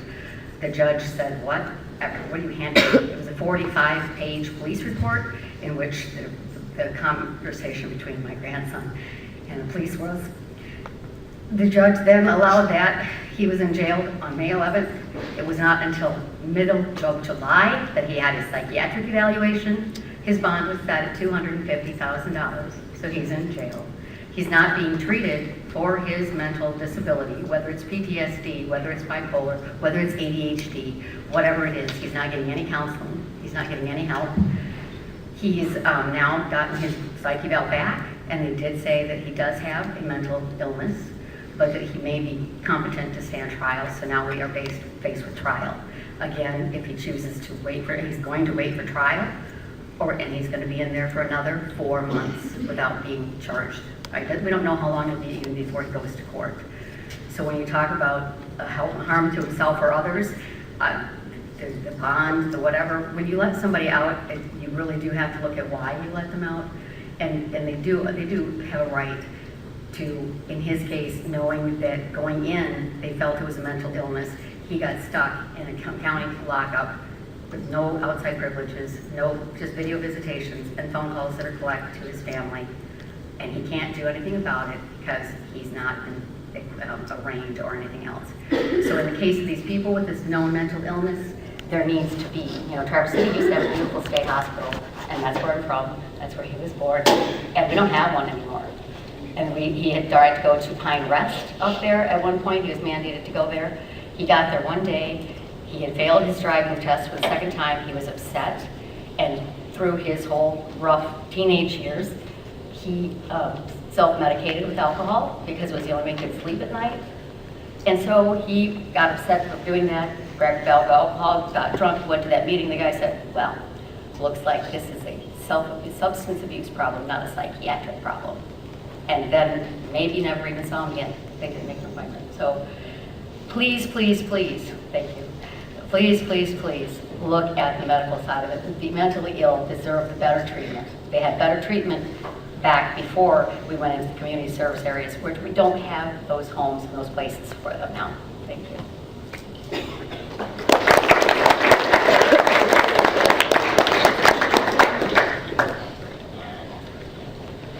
And finally, we have Wendy Randall, Denise Rasek, who I believe is coming up with Lucille and Sophia, but it's one, offering one statement, and Josh Flaherty.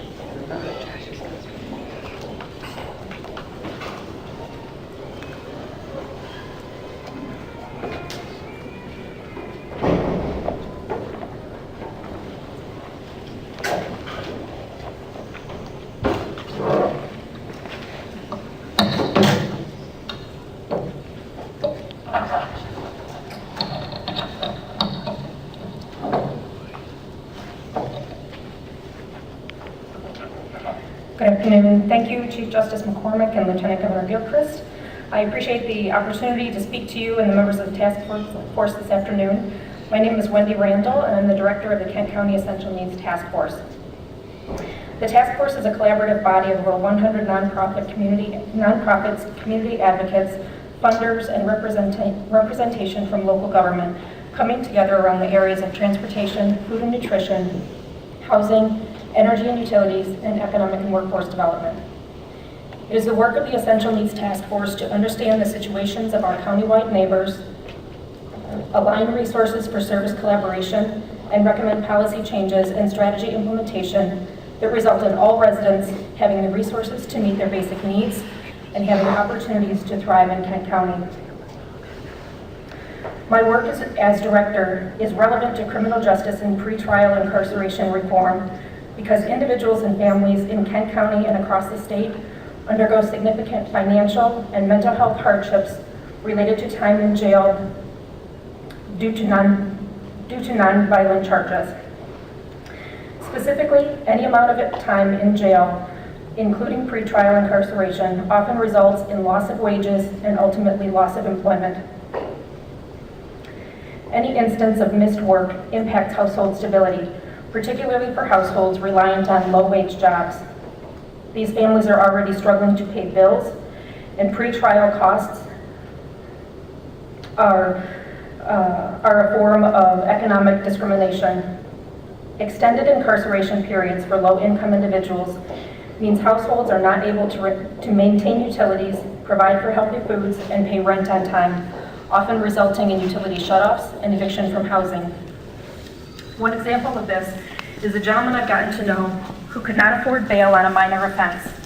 He lost his job prior to his court date, and over a few months' time, his family was evicted from their apartment. Ultimately, they were not able to remain in the community and sought extended family supports outside of Michigan. Following his release, this gentleman has been involved with several workforce development programs, but has not been able to keep long-term employment or housing, in large part due to the trauma of his experience at trial and the subsequent family separation. It has been over 10 years, and he is currently homeless and unemployed. In a related way, the impact of justice reform is important to businesses and employers. Employers often do not know why their employees do not appear for work, so the data is difficult to cite. I can tell you that one employer I spoke with shared anecdotally that they hear after the fact that approximately 5 to 7 job terminations based on attendance violations per year are due to short-term jail or pretrial incarceration.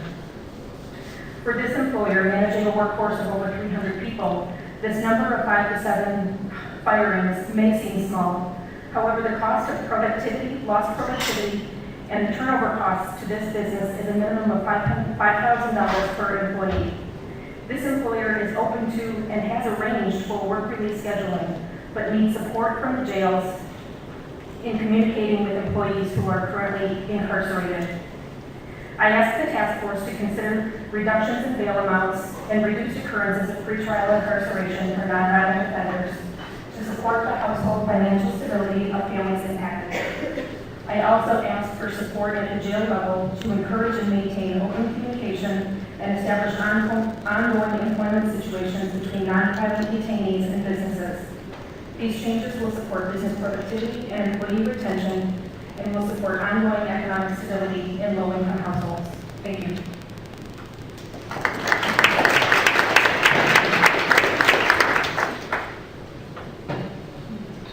Hello, my name is Denise Rapp, and I'm here on behalf of the victims of crime in a very personal way. I'm a mother of 4 sexual abuse victims and survivors. I have seen firsthand the effects of crime that it has on children and family. I'm speaking on behalf of the victims. I've heard many stories here today about the prisoners, but what about the victims that are in their place today?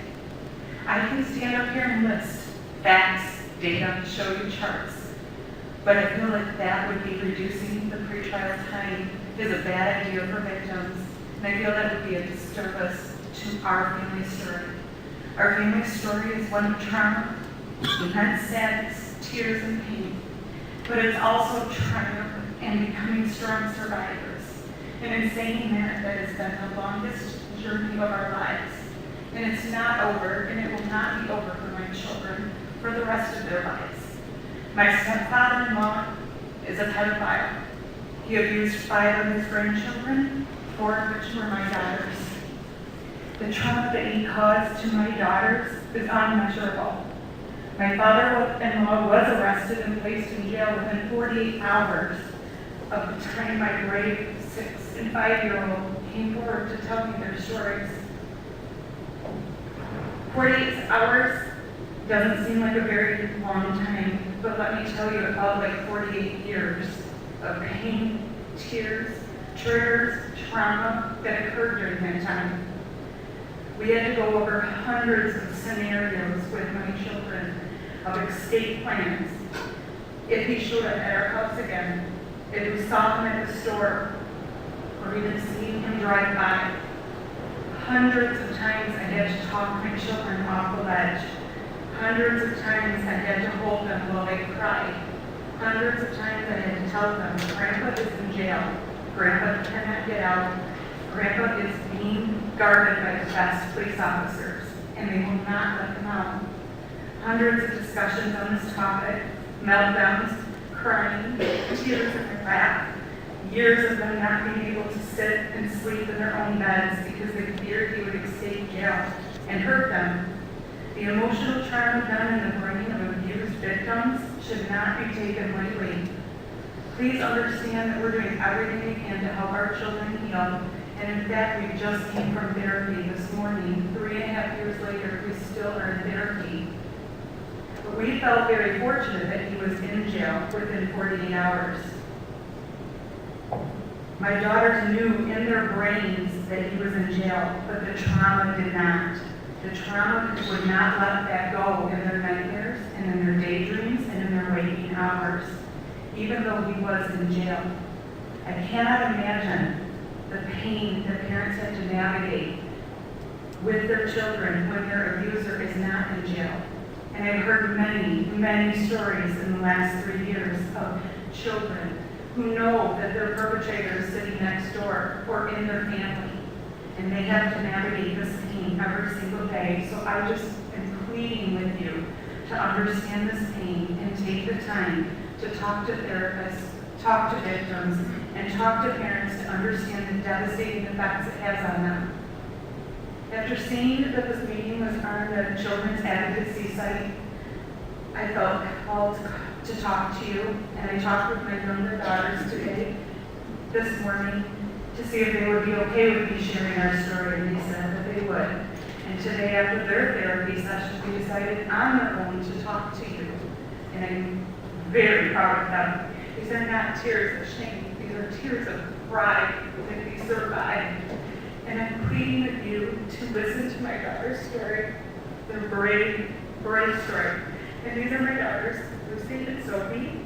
Thank you for listening to their story and allowing them to have a voice, to voice their opinion on something that has affected their very young lives.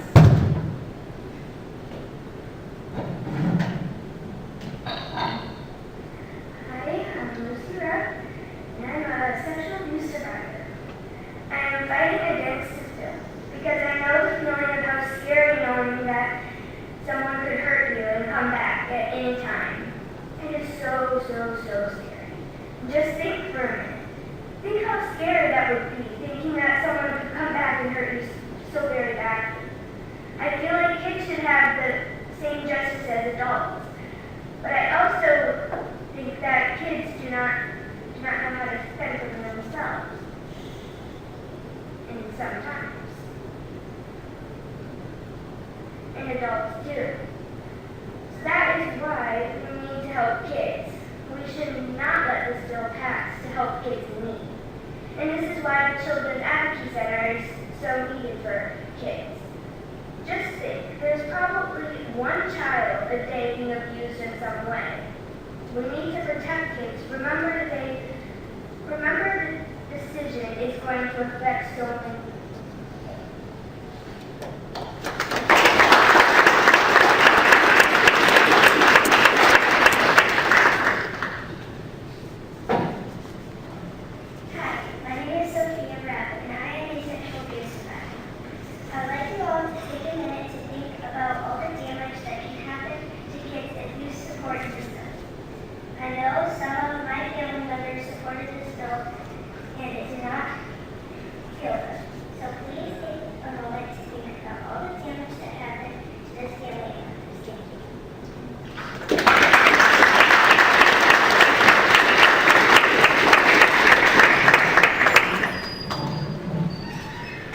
I have 4 kids. You girls are brave. So, I'm sorry. I'll start. Can I start over? Alright, thank you all for allowing me to address me for a second time. And thank you for all being a part of this. I think it's a huge undertaking that you guys are doing, and I think good can come of it. Thank you for showing genuine concern. This is great. I love hearing all these testimonies of all these different people and how it's open to the public. When I first came before you up in Traverse City a month ago, I told you I was a victim. And then listening to these people, I feel like I'm healing. This is part of my healing process, I feel, because I was a victim. And I'm scared of death of the authorities in my town. I'm scared of death of the prosecutor. What stops him from throwing me in prison again for another crime I didn't commit? I look at this stuff but listening earlier, how there's a stage from victim to survivor to thriver, I feel like I'm now becoming more of a survivor. And I'm looking forward to the day where I can get fired. And by the way, my name's Josh. The one I gave you all a copy of my book. I was supposed to introduce myself. But I pondered. You guys gave us a sheet of what things you're looking for. And one thing you want us to address is improving the effectiveness of our judicial system. I think there's 3 ways you could really improve it. And one is having a concern for truth, having integrity, and being humble. In my situation, I saw little concern for truth, I saw little concern for integrity, I didn't see much humility. When I was 17, I experienced the most horrible night of my life. I let a guy drive my car, he crashed into 3 people, teenagers in the backseat, died. I tried saving one of them, I was giving him CPR, trying to save him, not concerned about anything else at the time. Another guy comes to the car pulling hair out of his head, said, I gotta get out of here, I gotta get out of here. He said, you're not going anywhere, he's hurt. I'm giving his best friend CPR. And the cops come up and everything. I realized there was nothing I could do, but that was just the first beginning of my nightmare, was that night. It was the worst time of my life, it was the beginning of the nightmare, because then next thing you know, a few months later, I'm being charged for it. And I asked them, why are you guys charging me? What's going on? Why was I the one charged? And they're all like, no way to give me answers. I get an attorney, plops a big file down, this is why they charge. I read through the whole thing, like, why do they think I was a driver? The car was in my name, I understand that, but I always let other people drive me. I tried everything I could, and then but I want to stick to the point, because you guys, I only get a few minutes, you guys want to stick to it. We can improve it by being concerned for truth, having integrity, being humble. This needs to be ingrained into the prosecutors. This needs to be ingrained into the judges. Because if they have a lack of concern for these type things, then they just do what they want. And I've tried to report them. I've gone to like Judicial Bar Association. I went to the Attorney General at the time, and he wrote me back and said, I'm on the wrong side of the team. You're writing on the wrong person. That's why I'm so impressed with this new Attorney General and how she actually is showing a concern for truth, showing a concern for justice, not saying we're on different teams here. I'm like, everyone should be on the same team. Everyone should be concerned about justice. Everyone should be concerned about truth. I hate to hear about the injustices dealing with the whole bail system and all that. I believe there is a purpose for it. I mean, there was a reason why they created it and all that. But maybe it's out of service purpose. Maybe there's better alternatives. I don't have an answer for all this. That's what you guys are doing. You guys are looking for answers. I'm believing that all of you right here are going to come up with something. You're giving society hope. You're giving us hope. You're making it alive. You're listening. And I just thank you all for all this. Thank you.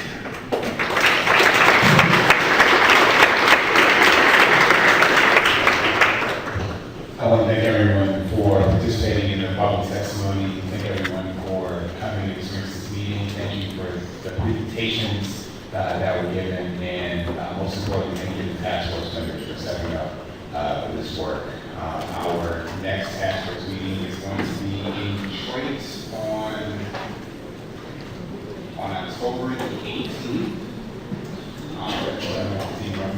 We'll be all information about the next meeting.